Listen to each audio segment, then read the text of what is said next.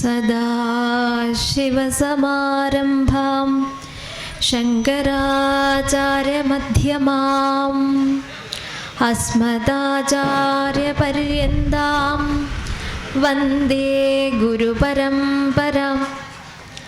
അഗജാനനപദ്മാർകം ഗജാനനമഹർനിശം അനേകദന്തം ഭക്താനാം ഏകദന്തമുപാസ്മഹേ. സരസ്വതീ നമസ്തുഭ്യം വരദേ കാമരൂപിണീ. വിദ്യാരംഭം കരിഷ്യാമി സിദ്ധിർഭവതു may സദാ. മാണിക്യവീണാമുപലാളയന്തി മദാലസാം മഞ്ജുള വാഗ്വിലാസാം മാഹേന്ദ്ര നീലദ്യുതി കോമളാംഗീ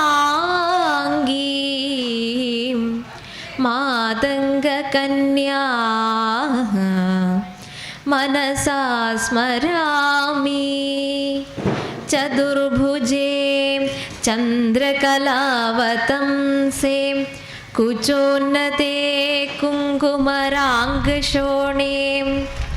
പുണ്ഡ്രേക്ഷു പാശാങ്കുശ പുഷ്പബാണഹസ്തേ നമസ്തേ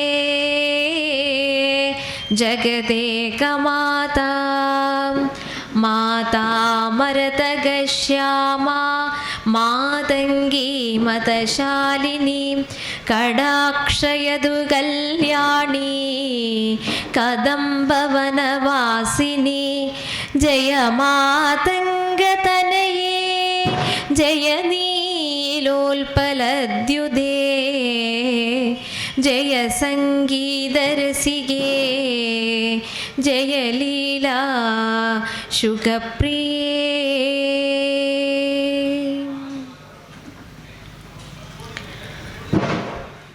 എല്ലാവർക്കും എൻ്റെ വിനീതമായ പ്രണാമങ്ങൾ. ഇന്ന് നമ്മൾ മുഖ്യമായും അറിഞ്ഞിരിക്കേണ്ടതും ചെയ്യേണ്ടതുമായിട്ടുള്ള നമ്മളുടെ ഒരു ഉത്തരവാദിത്വത്തെക്കുറിച്ച് ഓർമ്മിപ്പിക്കാനാണ് ഉദ്ദേശിക്കുന്നത്. പഞ്ചമഹായജ്ഞങ്ങൾ എന്ന് പറയും.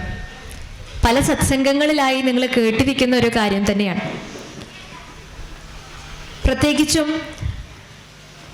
ഗൃഹസ്ഥാശ്രമികൾക്ക്, എല്ലാവർക്കും, എല്ലാ മാനവരാശിയും ഒരുപോലെ അനുഷ്ഠിക്കേണ്ട ഒരു സമ്പ്രദായം തന്നെയാണ് പറയുന്നത്.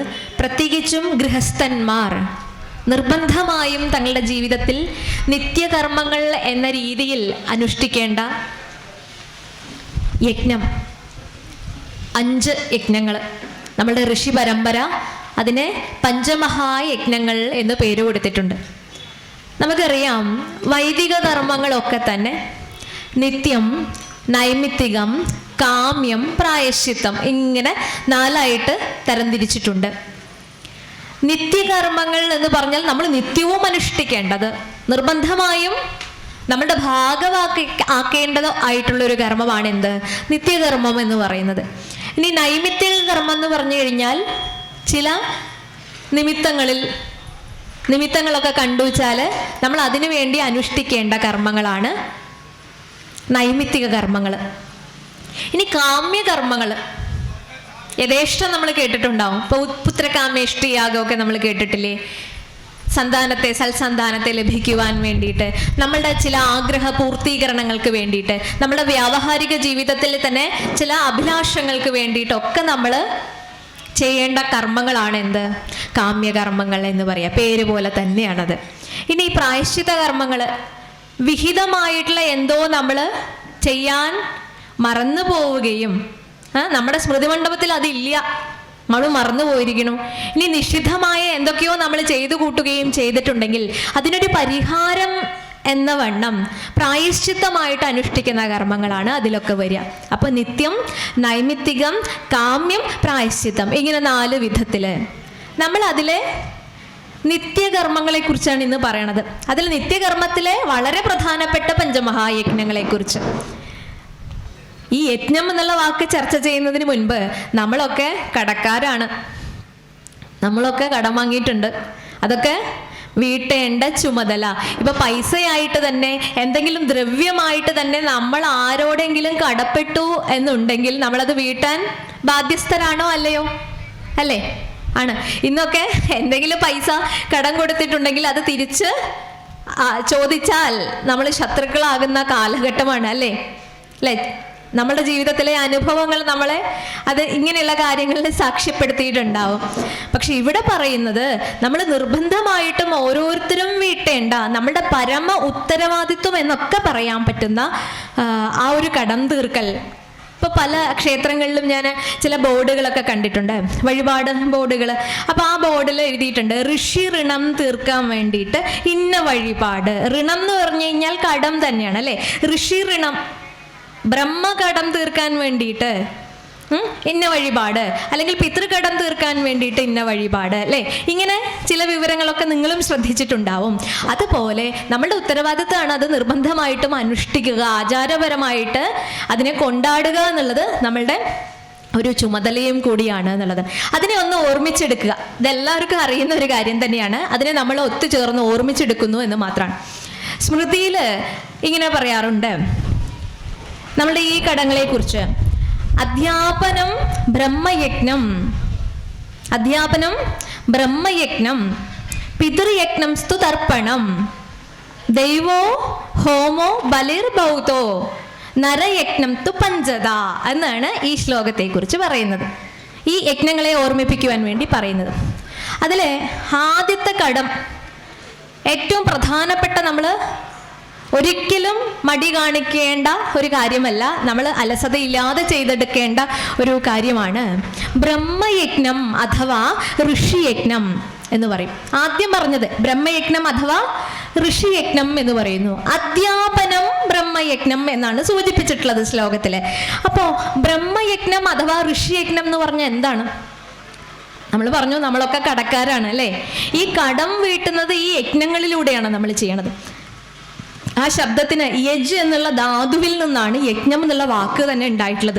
ത്യാഗം എന്നൊക്കെ പറയാം അല്ലേ?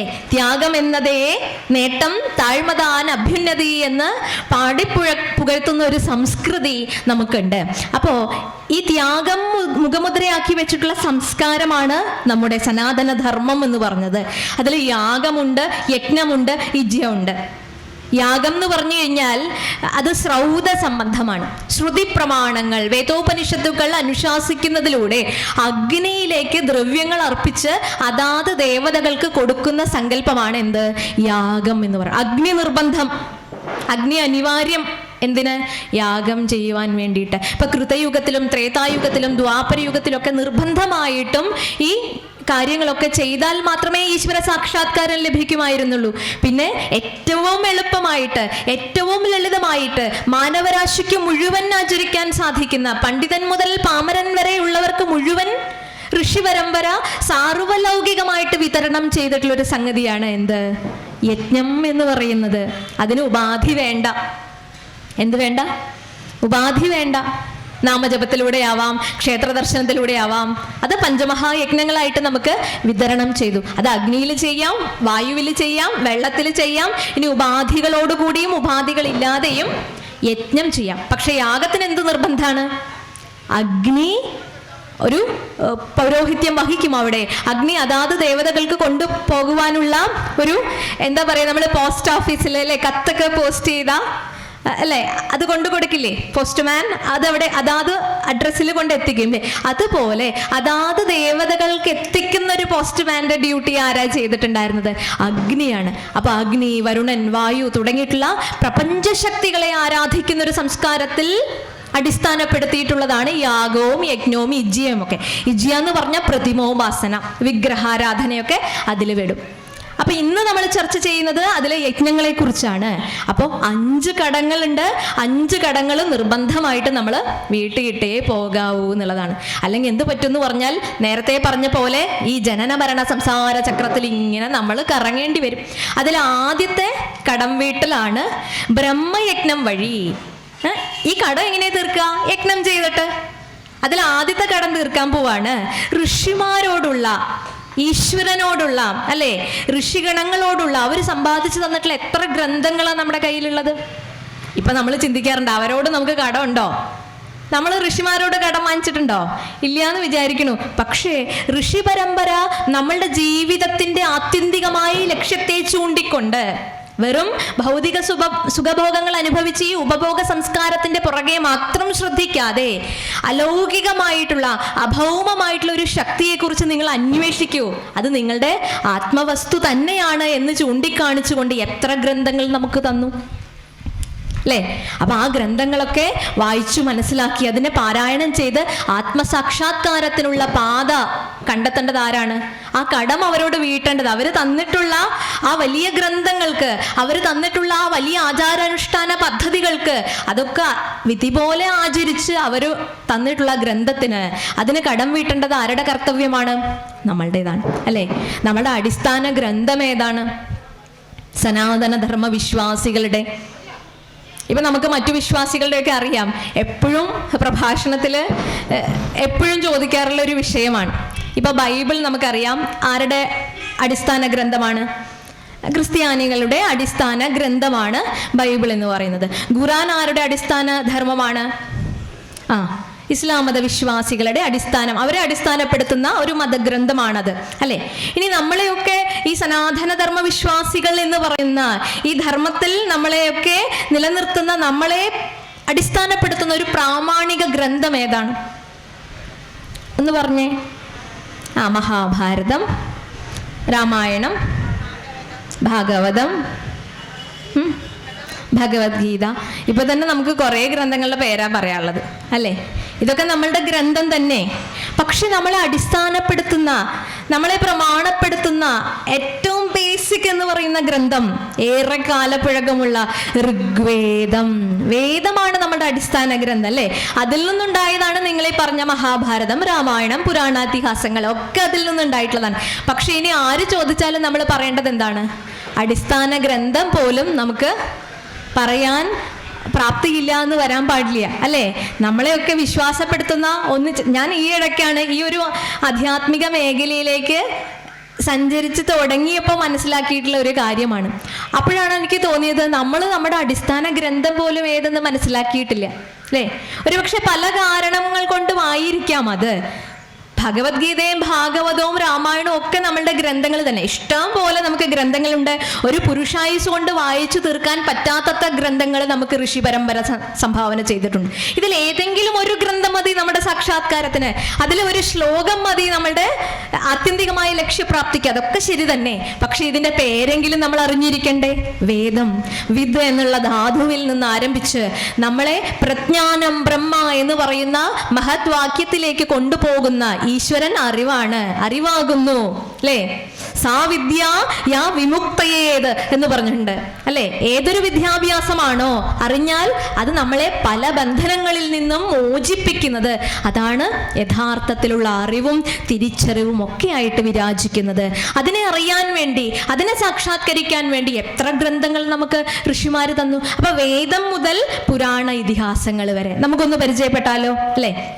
ഋഗ്വേദം, യജുർവേദം, സാമവേദം, അഥർവവേദം, ഇങ്ങനെ 4 വേദങ്ങൾ. ഇനി ഇതിന് ഉപവേദങ്ങളുണ്ട്. ആയുർവേദം, ധനുർവേദം, ഗാന്ധർവവേദം, സ്ഥാപത്യവേദം, ഇങ്ങനെ 4 ഉപവേദങ്ങൾ. ഇനി ശിക്ഷ, കൽപ്പം, നിരുക്തം, ഛന്ദസ്, വ്യാകരണം, ജ്യോതിഷം, ഇങ്ങനെ 6 ശാസ്ത്രങ്ങൾ. ന്യായം, മീമാംസാ ശാസ്ത്രങ്ങൾ, ധർമ്മശാസ്ത്രങ്ങൾ, ഇതിഹാസ പുരാണങ്ങൾ. എന്തൊക്കെയായി? 4 വേദങ്ങള്, 4 ഉപവേദങ്ങള്, 6 ശാസ്ത്രങ്ങള്, 4 ഉപാംഗങ്ങള്. ഈ 18 ധർമ്മങ്ങളിൽ അധിഷ്ഠിതമാണ്. ഈ ഗ്രന്ഥങ്ങളെയൊക്കെ തന്നെ 18 എണ്ണങ്ങളായിട്ട് കാറ്റഗറൈസ് ചെയ്തിരിക്കുകയാണ്, ക്ലാസിഫൈ ചെയ്തിരിക്കുകയാണ് നമ്മളുടെ ഋഷി പരമ്പര. ഇതിൽ ഏത് വേണമെങ്കിലും നമുക്ക് സമീപിക്കാം, ഏതിനെ വേണമെങ്കിലും നമുക്ക് അപ്രോച്ച് ചെയ്യാം. പക്ഷെ സാമാന്യ ജനങ്ങൾക്ക് ഇപ്പം നമ്മൾ ഏറ്റവും കൂടുതൽ ലാളിക്കുന്നത് ഇതിഹാസങ്ങളിൽ, അല്ലെ? പുരാണ ഇതിഹാസങ്ങളിൽ ഇതിഹാസങ്ങളായിട്ടുള്ള മഹാഭാരതമുണ്ട്, രാമായണമുണ്ട്. അപ്പോൾ ഏറ്റവും പ്രചാരം നേടിയത് ഏതാണ് നമ്മുടെ ഇടയിലൊക്കെ? രാമായണമാണ്. അപ്പൊ ആ ഒരു ഗ്രന്ഥം മാത്രം മതി. അപ്പൊ അപ്പൊ നമുക്ക് നമ്മളുടെ സ്വഭാവം അനുസരിച്ച്, നമ്മളുടെ രുചി അനുസരിച്ച്, ഭിന്ന രുചിഭി ലോക എന്നല്ലേ, നമ്മളുടെ ടേസ്റ്റ് അനുസരിച്ച് നമുക്ക് ഏത് ദേവതാ സങ്കല്പത്തിനാണോ ഇഷ്ടം കൂടുതൽ, നമ്മൾ ഏതിനോടാണോ സമീപിക്കുന്നത്, അത് നമുക്ക് മുക്തിയെ പ്രദാനം ചെയ്യും എന്നുള്ളതാണ്. അപ്പൊ വേദങ്ങൾ തുടങ്ങി പുരാണ ഇതിഹാസങ്ങൾ വരെ ഒരു പരമ്പര തന്നെയുണ്ട്. ഇതിലേതെങ്കിലും ഒരു ഗ്രന്ഥത്തെ ലക്ഷ്യം വെച്ച് നീങ്ങിക്കഴിഞ്ഞാൽ, ഇപ്പൊ എല്ലാം നമ്മൾ വായിക്കുന്നുണ്ട്, രാമായണം വായിക്കുന്നുണ്ട്, മഹാഭാരതം വായിക്കുന്നുണ്ട്, നാരായണീയം പാരായണം ചെയ്യുന്നുണ്ട്, സഹസ്രനാമങ്ങൾ പലതും പാരായണം ചെയ്യുന്നുണ്ട്. ഈ ഗ്രന്ഥങ്ങളിലെ അർത്ഥഗർഭങ്ങളായ ആശയങ്ങളെ കൂടി ജീവിതത്തിൽ പകർത്തണം. ഇപ്പൊ പലപ്പോഴും നമ്മൾ കഴിഞ്ഞ ദിവസം കണ്ടു, നമ്മുടെ ഗ്രന്ഥങ്ങളൊക്കെ നമ്മൾ തട്ടിൻപുറത്ത് വെച്ചിരിക്കുകയാണ് അല്ലേ. ഓരോ ഈ സീസണൽ ഭക്തി എന്ന് പറയില്ലേ, അപ്പപ്പോ ഓരോ ആവശ്യങ്ങൾക്ക് വേണ്ടി മാത്രം അങ്ങനെയെങ്കിലും നമ്മൾ ചെയ്യുന്നുണ്ട്, അതൊരു ശ്ലാഘനീയമായൊരു കാര്യമാണ്. പക്ഷേ നിത്യനിരന്തരമായിട്ട് പണ്ടൊക്കെ വീടുകളിൽ ഈ സന്ധ്യാനാമജപമൊക്കെ കഴിഞ്ഞ് അത്താഴമൊക്കെ കഴിഞ്ഞു കഴിഞ്ഞാൽ അവർ രാമായണോ അല്ലെങ്കിൽ നമ്മുടെ ഏതെങ്കിലും ഗ്രന്ഥത്തിലെ 2 വരി ശ്ലോകമോ ഒക്കെ വായിച്ച് ചർച്ച ചെയ്തിട്ടാണ് അവർ കിടക്കാറുള്ളൂ. ഏതൊരു ചിത്തവൃത്തിയോടുകൂടിയാണ് നമ്മൾ കിടന്നുറങ്ങുന്നത്, അതുപോലെ തന്നെയാണ് നമ്മൾ എഴുന്നേറ്റ് വരുന്നതും രാവിലെ ഉറക്കമുണരുന്നതും അതുപോലെ തന്നെയാണ്. അപ്പോൾ ഉറങ്ങാൻ പോകുന്നതിന് മുൻപും ഉറങ്ങി എഴുന്നേറ്റിട്ടും നമുക്ക് മന്ത്രങ്ങളുണ്ട്, സാധനാ പദ്ധതികളുണ്ട്.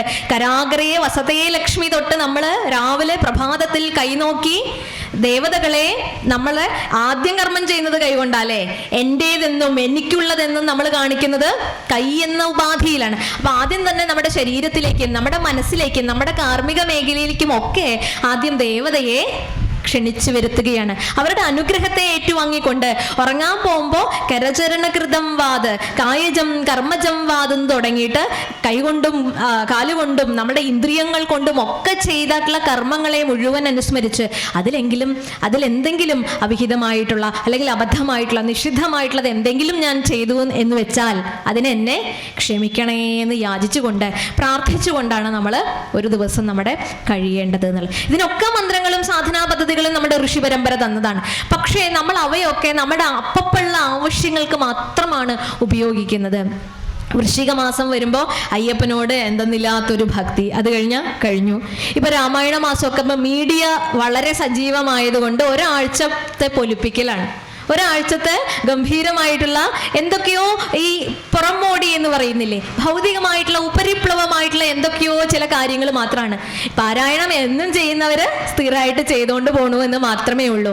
അപ്പോൾ ഈ സംക്രമത്തിന് പൂജയ്ക്ക് വേണ്ടിയിട്ടൊക്കെ വൃത്തിയാക്കുമ്പോൾ, വീടും ചുറ്റുപാടും ഒക്കെ വൃത്തിയാക്കുമ്പോൾ തട്ടിൻ പുറത്തുനിന്ന് തട്ടിയെടുക്കും, അല്ലെങ്കിൽ ഏതൊക്കെയോ പട്ട് തുണിയിൽ പൊതിഞ്ഞ് സൂക്ഷിച്ച് വെച്ചിട്ടുണ്ടാവും. ഇത് വേദമാണ്, ഇത് ഭാരതമാണ്, ഇത് നമ്മളുടെ ഗ്രന്ഥങ്ങളാണ്, ഇതൊക്കെ പട്ടിൽ മാത്രം പൊതിഞ്ഞ് സൂക്ഷിക്കുക. ഗ്രന്ഥങ്ങളെയൊക്കെ പട്ടിണിക്കിടുക, തിരിഞ്ഞു നോക്കലേ ഇല്ല അല്ലേ. നവരാത്രി വരുമ്പോൾ ദേവിയോട് എന്തെന്നില്ലാത്തൊരു ഭക്തി. അപ്പോൾ ഇങ്ങനെ ടൈം ടേബിൾ ഇട്ട് വെച്ചിട്ടുള്ള ഭക്തിയാണ്. അതുകൊണ്ട് നമ്മളുടെ ദാരിദ്ര്യം തീരുന്നില്ല. ഇതിനെ നിത്യകർമ്മങ്ങളിൽ പെടുത്തിയത് തന്നെ ഇതിന്റെ പ്രാധാന്യത്തെ മനസ്സിലാക്കാൻ വേണ്ടിയിട്ടാണ്. നിത്യവും ഈ ഋഷിമാര് തന്നിട്ടുള്ള ഈ ഗ്രന്ഥങ്ങളെ പാരായണം ചെയ്ത് അധ്യാപനം ചെയ്യണം എന്ന് പറഞ്ഞു കഴിഞ്ഞാൽ, പഠിപ്പിക്കണമെങ്കിൽ ആദ്യം എന്ത് വേണം? പഠിക്കണം. ഈ പഠിക്കലാണ് പഠിപ്പിക്കൽ അല്ലേ. ഈ അധ്യാപകൻ എന്ന് പറഞ്ഞാൽ എന്താണ്? കുട്ടികളെ പഠിപ്പിക്കുന്നവരെയല്ല നമ്മൾ അധ്യാപകരെന്ന് പറയുന്നത്, കുട്ടികളെ പഠിക്കുന്നവരെ കൂടിയാണ് നമ്മൾ അധ്യാപകരെന്ന് പറയുക. അപ്പം ഈ അധ്യാപനം ചെയ്യണമെങ്കിൽ അധ്യാപകന് വളരെ ആഴത്തിൽ അറിവ് വേണം. ഈ അറിവ് സമ്പാദിക്കണമെങ്കിൽ സാധന ചെയ്യണം, ഉപാസന ചെയ്യണം അല്ലേ. ഇതിലൊരിക്കലും പ്രമാദം കാണിക്കാൻ പാടില്ല, ഒരു മടിയും അലസതയും ഇത്തരത്തിലുള്ള കാര്യങ്ങളിൽ കാണിക്കാൻ പാടില്ല എന്നുള്ളതാണ്. ഇപ്പോൾ നമ്മളൊക്കെ ഞാൻ രാമായണം വായിക്കുന്നുണ്ട്, അല്ലെങ്കിൽ എനിക്ക് ലളിതാ സഹസ്രനാമം കാണാതെ അറിയാം, എനിക്ക് വിഷ്ണു സഹസ്രനാമം കാണാതെ അറിയാം, എനിക്ക് സംഗീതാത്മകമായിട്ട് ഇന്നത് ചൊല്ലാൻ അറിയാം എന്നൊക്കെ പറഞ്ഞ് മത്സരിക്കുന്ന ആളുകളെ ആധ്യാത്മികതയിൽ നമുക്ക് ധാരാളം കാണാനായിട്ട് സാധിക്കും. പക്ഷെ ഇതൊന്നുമല്ല ഇതിനെ നമ്മുടെ ഒരു സാക്ഷാത്കാരത്തിന് സ്വയം ഉദ്ധരിക്കുവാനും നമ്മുടെ കൂടെയുള്ളവർക്ക് അവരുടെ ജീവിതത്തിൽ സുതാര്യത കാണിക്കുവാനും വേണ്ടി നമ്മൾ ഇതിനെ പ്രചരിപ്പിക്കുവാനും പഠിക്കുവാനും സന്നദ്ധരാകണം എന്നുള്ളതാണ്. ഇപ്പോൾ ഒരാൾ വലിയ വീടൊക്കെ കെട്ടി, അയാൾ ഒരു വലിയ ഷെൽഫ് ഉണ്ടാക്കി. അപ്പോൾ അദ്ദേഹത്തിന് കുറേ ഗ്രന്ഥങ്ങൾ വീട്ടിലുണ്ട്, അതൊക്കെ അതിൽ വെച്ചു. അപ്പോഴാണ് അത് തികയുന്നില്ല. അപ്പോൾ അദ്ദേഹം കടയിൽ പോയിട്ട് ഒരു ബുക്ക് സ്റ്റാളിൽ പോയിട്ട് അദ്ദേഹം പറഞ്ഞു 3:4 ഒരു 5 പുസ്തകങ്ങൾ വേണം. ഇനി 5x8 ഒരു 10 പുസ്തകങ്ങൾ പോരട്ടെ. 9x12 ഒരു 4 പുസ്തകം കൂടി തരൂ എന്നുള്ള കണക്കൊക്കെ പറഞ്ഞു ഒരു ബുക്ക് സ്റ്റാളിൽ പോയിട്ട്. അപ്പോൾ അവിടെ നിൽക്കുന്ന ആ കടയിൽ നിൽക്കുന്ന ആൾക്ക് ഇത് മനസ്സിലായില്ല, ഇദ്ദേഹം എന്താണ് പറയുന്നത്. ഒന്നുമില്ലെങ്കിൽ ഓഥറിൻ്റെ പേര് പറയാറുണ്ട്, പുസ്തകത്തിൻ്റെ പേര് പറയാറുണ്ട്, അല്ലെങ്കിൽ ഗ്രന്ഥത്തിൻ്റെ പേര് പറയാറുണ്ട്. ഇപ്പം ഇത് ഏതുമല്ല. അപ്പോൾ ഒന്നുകൂടെ പറയാം. അപ്പോൾ ഇത് തന്നെ അദ്ദേഹം ഈ 3x4, 4x12 എന്നൊക്കെ അദ്ദേഹം ആവർത്തിച്ചു. അപ്പോൾ ഓണർ അന്ന് വന്നിട്ടുണ്ടായിരുന്നു കടയിൽ. അപ്പോൾ ഈ അസിസ്റ്റന്റ് പോയിട്ട് ഓണറെ വിളിച്ചിട്ട് വരും. പുറത്ത് ഏതോ സുഖമില്ലാത്ത ഒരാൾ വന്നിട്ടുണ്ടെന്നാണ് തോന്നണത്. അദ്ദേഹം എന്തൊക്കെയോ കണക്കുകൾ പറയണു. പുസ്തകം ചോദിക്കാൻ തന്നെയാണോ വന്നത് എന്ന് എനിക്ക് സംശയമുണ്ട്, ഒന്ന് പോയി നോക്കണം എന്ന് പറഞ്ഞു. അങ്ങനെ ഓണർ പുറത്തേക്ക് വന്നു. ഇദ്ദേഹത്തോട് സംസാരിച്ചപ്പോഴാണ് മനസ്സിലായത് ഇദ്ദേഹം ഉണ്ടാക്കിയിട്ടുള്ള ഷെൽഫിൻ്റെ അളവാണ് 3x4. അതിൽ കൊള്ളുന്ന പുസ്തകം തരൂ, അല്ലാതെ താൻ ഇത് വായിക്കാൻ വേണ്ടി, തനിക്കിത് വായിച്ച് അറിവുണ്ടാകാൻ വേണ്ടി, അനുഭൂതി ഉണ്ടാകാൻ വേണ്ടി വായിക്കണം എന്ന് പറഞ്ഞു കൊണ്ടുപോകുന്നതല്ല. ഷെൽഫിൽ കൊള്ളാൻ, അല്ലെങ്കിൽ മറ്റുള്ളവരെ താൻ പണ്ഡിതനാണെന്ന് കാണിക്കുവാൻ വേണ്ടി, താൻ വലിയ ബുദ്ധിശാലിയാണ്, നന്നായിട്ട് ഇതൊക്കെ വായിക്കുന്ന ഒരു വൈഡ് റീഡറാണ് എന്നൊക്കെ കാണിക്കുവാൻ വേണ്ടിയിട്ടുള്ള ഒരു പ്രഹസനം മാത്രമായിട്ട് ഒതുങ്ങുന്നു. ഇത് തന്നെയാണ് നമ്മുടെയൊക്കെ അവസ്ഥ. പ്രത്യേകിച്ച് യുവതലമുറയിൽപ്പെട്ട ആളുകൾ വായനയില്ലാതെ ആയിരിക്കുന്നു എന്നുള്ളതാണ്. അപ്പോൾ വായനയും ഈ സഞ്ചാരവും കൊണ്ട് ധാരാളം കാര്യങ്ങൾ പഠിക്കുവാനുണ്ട്. അതിൽ നിന്നുണ്ടാകുന്ന ഒരു അനുഭൂതിയിലേക്ക് നമ്മളെ എത്തിക്കുന്നത് നമ്മുടെ സാധനാനുഷ്ഠാനങ്ങൾ തന്നെയാണ്. അപ്പോൾ എന്ത് വായിച്ചില്ലെങ്കിലും നമ്മൾ നമ്മുടെ ഇതിഹാസങ്ങളെ, ഇഹ-ആസ അല്ലേ, അങ്ങനെയല്ലേ പറയാ. ഇവിടെ ഇത് നടന്നിട്ടുണ്ടായിരുന്നു. ഇപ്പോൾ കുട്ടികളോടൊക്കെ പറഞ്ഞു കഴിഞ്ഞാൽ ഇപ്പോൾ എന്തിനാ രാമായണം വായിക്കണത് അല്ലേ, എന്തിനാ മഹാഭാരതം, പണ്ടെങ്ങോ നടന്നിട്ടുള്ള ചരിത്ര കഥകൾ, യുദ്ധത്തിൽ മരിച്ചവരുടെ കഥകൾ, അല്ലെങ്കിൽ ശ്രീരാമന്റെ ഈ ഗാഥകളൊക്കെ ഞങ്ങൾ എന്തിനാ ഇപ്പൊ പാടുന്നത് ഒരു ചോദിക്കും. ഇങ്ങനെയും അല്ല ചോദിക്കുന്നത്. ഇപ്പൊ സ്കൂളിലൊക്കെ ചില കുട്ടികൾ പറയണത് കേട്ടിട്ടുണ്ട്. അമ്മയോ അച്ഛനോ ഒക്കെ അവരെ ഉപദേശിക്കാൻ ചെന്നാൽ അവർ പറയും, നിങ്ങൾ വലിയ പുരാണം ഒന്നും പറയണ്ട. എന്താ അവർ പറയാ? നിങ്ങൾ വലിയ പുരാണം ഒന്നും പറയണ്ട, അല്ലെങ്കിൽ നിർത്തുണ്ടോ നിങ്ങളുടെ പുരാണം, ഇങ്ങനെയൊക്കെ ചോദിക്കും. അപ്പൊ പുരാണം എന്ന വാക്കിനെ, പുരാണത്തെ അവർ അത്ര മോശമായിട്ടാണോ കണ്ടിട്ടുള്ളത്? അവർക്ക് കേൾക്കാൻ ഇഷ്ടമില്ലാത്ത എന്തോ ഒന്ന്. പക്ഷെ നമ്മൾ പറഞ്ഞു കൊടുക്കേണ്ടത് എന്താണെന്നറിയാമോ? പുരാണം എന്ന് പറഞ്ഞാൽ പുരാ നവം എന്നാണ് ആ വാക്കിന്റെ അർത്ഥം. പുരാ എന്ന് പറഞ്ഞാൽ പണ്ട്, പണ്ടത്തെ. ഇപ്പൊ എന്താ ആവശ്യം എന്ന് പറഞ്ഞ് കളയുമ്പോഴത്തേക്കും ഋഷി അവിടെ നൂതനം, നവം എന്നുള്ളൊരു ആശയം കൂടി കൂട്ടിച്ചേർത്തു.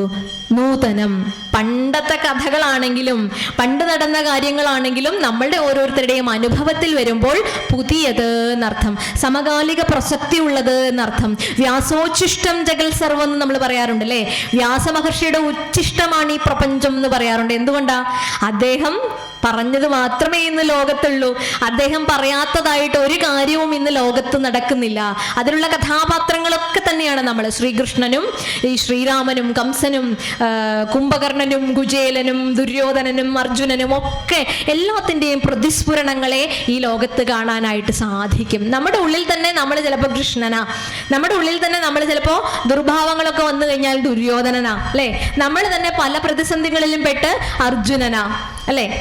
അങ്ങനെ ഇതൊക്കെ ഒരു പ്രതീകമാണ്. അപ്പൊ ഇത് കുട്ടികൾക്ക് വളരെ ശാസ്ത്രീയമായിട്ട് പറഞ്ഞു കൊടുക്കുമ്പോഴേ അവരിതിലേക്കൊന്നൊരു ശ്രദ്ധ ചെലുത്തുകയുള്ളൂ. ഇപ്പൊ എത്ര പേർക്ക് അറിയാം നമ്മുടെ അടിസ്ഥാന ഗ്രന്ഥം? മറ്റ് വിശ്വാസികളൊക്കെ അവരുടെ പ്രാമാണിക ഗ്രന്ഥം പഠിക്കുമ്പോൾ, മനനം ചെയ്യുമ്പോൾ നമ്മൾ എവിടെ സാധന ചെയ്യുന്നു? നാമം ജപിക്കുവാൻ പോലും നമ്മൾ ഇന്ന് ആ ഋഷി കടം തീർക്കുവാൻ വേണ്ടി, ആ ഋഷി ഋണം വീട്ടുവാൻ വേണ്ടിയിട്ട് നമ്മൾ ചെയ്യുന്നില്ല. അപ്പൊ നമ്മളൊരു കാര്യം ചെയ്യണം. ഇതൊന്നും സാധിക്കാത്തവർക്ക് വിളക്ക് കൊളുത്തി അവിടെ ഇരുന്ന് നാമം ജപിക്കാലോ, അതെങ്കിലും ചെയ്യാലോ. നമഃ ശിവായ, നാരായണായ നമ, അച്യുതായ നമ, അനന്തായ നമ എന്നുള്ള വളരെ ലളിതമായിട്ടുള്ള ഭഗവാന്റെ നാമങ്ങളിലൂടെ തന്നെ നമുക്ക് എന്ത് ചെയ്യാൻ പറ്റും? ഇതിൻ്റെയൊക്കെ ആശയങ്ങളെ നമുക്ക് ഉൾക്കൊള്ളാനായിട്ട് സാധിക്കും. പെട്ടെന്നൊരു കുട്ടി ഒരു ദിവസം എഴുന്നേറ്റ് കരാഗ്രേ വസതേ ലക്ഷ്മി, കരമധ്യേ സരസ്വതി, കരമൂലേ സ്ഥിതാ ഗൗരി, പ്രഭാതേ കരദർശനം എന്നൊക്കെ പറഞ്ഞതുകൊണ്ട് അവർക്ക് അനുഭവം ഉണ്ടാവണമെന്നില്ല. ഇത് പറഞ്ഞ് ആവർത്തിച്ചുള്ള ഇതിൻ്റെ നൈരന്തര്യം, ഇതിനൊരു തുടർച്ചയുണ്ടാവണം. അത് നമ്മുടെ ശീലങ്ങളെ, സ്വഭാവത്തെ, നമ്മുടെ സംസ്കാരത്തെ ഒക്കെ സ്വാധീനിക്കാൻ ശക്തിയേറിയിട്ടുള്ളതാണ്. മന്ത്രം എന്ന് പറഞ്ഞാൽ എന്താ? മനനാത് ത്രായതേ ഇതി മന്ത്ര. മനസ്സിനെ ജയിക്കാൻ പറ്റിയിട്ടുള്ളതാണ് ഈ മന്ത്രങ്ങളും ഈ പാരായണങ്ങളും ഒക്കെ. അത് മുടങ്ങാതെ ചെയ്യുക. സ്വാധ്യായ ന പ്രമദിതവ്യം എന്ന് പറയാറുണ്ടല്ലേ. സ്വാധ്യായത്തിൽ എന്ത് കാണിക്കാൻ പാടില്ല? മടി കാണിക്കാൻ പാടില്ല. ഭക്ഷണം എന്നും കഴിക്കുന്നുണ്ട് സമയത്തിന്, അല്ലേ? അതിനൊരു മുടക്കവും വരുത്താറില്ല. അതുപോലെ നിർബന്ധമായിട്ടും ചെയ്യേണ്ട ഒരു കാര്യമായിട്ട് ഇതിനെ മാറ്റൂ. നമ്മുടെ ജീവിതത്തിൽ മാറ്റം വരും തീർച്ചയാണ്. നമ്മുടെ സംസ്കാരത്തിൽ അതിൻ്റെ സ്വാധീനങ്ങൾ നമുക്ക് കാണാനായിട്ട് സാധിക്കും. നമ്മൾ ഒരിക്കലും ഈ എവിടെയൊക്കെ ഈ ഏത് ലോകത്തിൻ്റെ ഏത് കോണിൽ നമ്മൾ എത്തിയാലും നമുക്ക് അനുഷ്ഠിക്കാൻ പറ്റുന്നതാണ് ഈ പഞ്ചമഹായജ്ഞങ്ങൾ. അപ്പൊ ഋഷികടം തീർക്കാൻ ഈ കടം അവിടെ ബാക്കിയായി കിടക്കുകയാണ്. ഇന്ന് ആരും ഈ കടം വീട്ടുന്നില്ല. മറ്റു ചില കടങ്ങളൊക്കെ വീട്ടാൻ നമ്മൾ ശ്രദ്ധിക്കുമെങ്കിലും, ഇപ്പൊ പിതൃകടമുണ്ട്, ദേവകടമുണ്ട്, അതൊക്കെ വീട്ടാൻ നമ്മൾ ശ്രദ്ധിച്ചാലും ഒരുപക്ഷെ ഋഷി ഋണം അങ്ങനെ തന്നെ കിടക്കുക. കാരണം എന്താ? നാമം ജപിക്കാറില്ല, അല്ലേ? നമ്മുടെ ഗ്രന്ഥങ്ങൾ പരിചയമില്ല. നമ്മുടെ ഋഷി പരമ്പരയുടെ ദർശനങ്ങൾ പാശ്ചാത്യര് പോലും, അല്ലേ, ഈ സംസ്കാരം കണ്ട് എത്രയോ മുൻകാലം മുതൽക്ക് ഇവിടെ ആകർഷിക്കപ്പെട്ട് ഇതിലൂന്നി എല്ലാ സംസ്കാരങ്ങളും പാശ്ചാത്യ സംസ്കാരങ്ങളും നശിച്ചു കഴിഞ്ഞു കുറെ കാലമായി. ഇപ്പൊ മെസപ്പൊട്ടോമിയൻ നാഗരികത, അല്ലേ, അങ്ങനെയുള്ള നാഗരികതകളൊക്കെ എല്ലാ സിവിലൈസേഷനും അസ്തമിച്ചു കഴിഞ്ഞപ്പോഴും ഇന്നും നിലനിൽക്കുന്ന ഒരു സംസ്കാരം ഈ ഹൈന്ദവ സംസ്കാരം, സനാതന സംസ്കൃതി മാത്രമാണ്. പക്ഷെ നമുക്കത് ഉൾക്കൊള്ളാൻ ഇനിയും പ്രയാസമാണ്. മറ്റുള്ളവരൊക്കെ മനസ്സിലാക്കുന്നുണ്ട്, നമുക്ക് ഉൾക്കൊള്ളുന്നില്ല. അതുകൊണ്ട് നമ്മൾ ഭാരതം വിട്ട് ഇവിടെ ഒന്നുമില്ല എന്ന് പറഞ്ഞ് പുറത്തേക്ക് ആകർഷിക്കപ്പെട്ടു. അവരൊക്കെ ഇത് മനസ്സിലാക്കി ഇങ്ങോട്ട് വരുമ്പോൾ, ചരിത്രം പഠിക്കുമ്പോൾ പോലും നമ്മളുടെ പുസ്തകങ്ങളിൽ, നമ്മുടെ കരിക്കുലത്തിൽ പോലും ഹൈന്ദവ സംസ്കൃതിയെക്കുറിച്ച്, ഭാരത സംസ്കൃതിയെക്കുറിച്ചിട്ടുള്ള കാര്യങ്ങൾ ഇന്നും നമുക്ക് ലഭ്യമല്ലാതെ വേറെ എന്തൊക്കെയോ വളച്ചൊടിക്കപ്പെട്ട ചരിത്രങ്ങളിലൂടെയാണ് നമ്മളിപ്പോഴും സഞ്ചരിക്കപ്പെടുന്നത്. നമ്മളെ ആരൊക്കെയോ അടിമകളാക്കി വെച്ചിട്ടുള്ള നമ്മുടെ സംസ്കാരത്തെയൊക്കെ അല്ലെങ്കിൽ നമ്മളെയൊക്കെ ചുതിയിലേക്ക് നയിച്ച നമ്മുടെ മൂല്യങ്ങളെയും നമ്മുടെ സമ്പത്തിനെയൊക്കെ അവര് ആക്രമിച്ച് അതിക്രമിച്ച് കീഴടക്കി കഴിഞ്ഞു. അപ്പോഴും ഇപ്പോഴും നമ്മളൊരു അടിമത്വ അഭിമാനിക്കുന്നവരായിട്ട് മാറുകയാണ്. എൻ്റെ ഒരു സുഹൃത്തുണ്ട്. അപ്പം ഞങ്ങളൊരു യാത്രയ്ക്ക് പോയി. അവിടെ വെച്ച് കുറച്ച് വിദേശികളെ അവിടെ കണ്ടു. അവർ നമസ്കാരം പറഞ്ഞു നമ്മളോട്. നമ്മൾ ഹായ് എന്നൊക്കെയാണ് പറയണതെങ്കിൽ അവർ നമസ്കാരം എന്ന് പറഞ്ഞു. നമ്മുടെ നാട്ടിൽ വന്നു കഴിഞ്ഞാൽ അവർ നമസ്കാരം എന്ന് പറയാൻ ശീലിച്ചു. അപ്പോൾ നമ്മൾ നമസ്കാരം പറഞ്ഞു അവരോട്.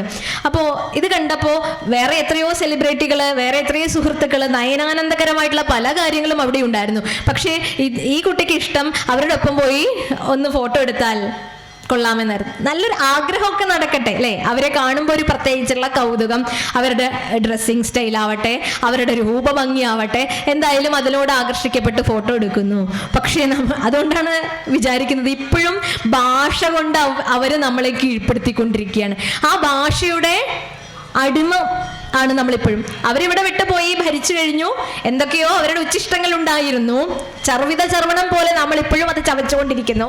പക്ഷെ ഇപ്പോഴും അവർ നമ്മളെ ഭരിച്ചുകൊണ്ടിരിക്കുകയാണ്. ആ ഒരു കൊളോണിയലിസത്തിന്റെ എന്തൊക്കെയോ അവശേഷിപ്പുകൾ ഇന്നും നമ്മളെ ഭീഷണിപ്പെടുത്തിക്കൊണ്ടിരിക്കണം. അതുകൊണ്ടായിരിക്കാം ഒരു പക്ഷേ നമ്മുടെ സംസ്കാരത്തെ നമ്മൾ മാറ്റി നിർത്തുന്നത്. അതുകൊണ്ട് സൂട്ടും കോട്ടും ഒക്കെ ഇട്ട ഒരാൾ AC റൂമിലിരുന്ന് കാലിൻ്റെ മേലെ കാലൊക്കെ വെച്ച് പറഞ്ഞു കഴിഞ്ഞാൽ അത് വലിയ സയന്റിസ്റ്റുകളുടെ മഹാവാക്യങ്ങളായിട്ട് നമ്മൾ രേഖപ്പെടുത്താറുണ്ട്.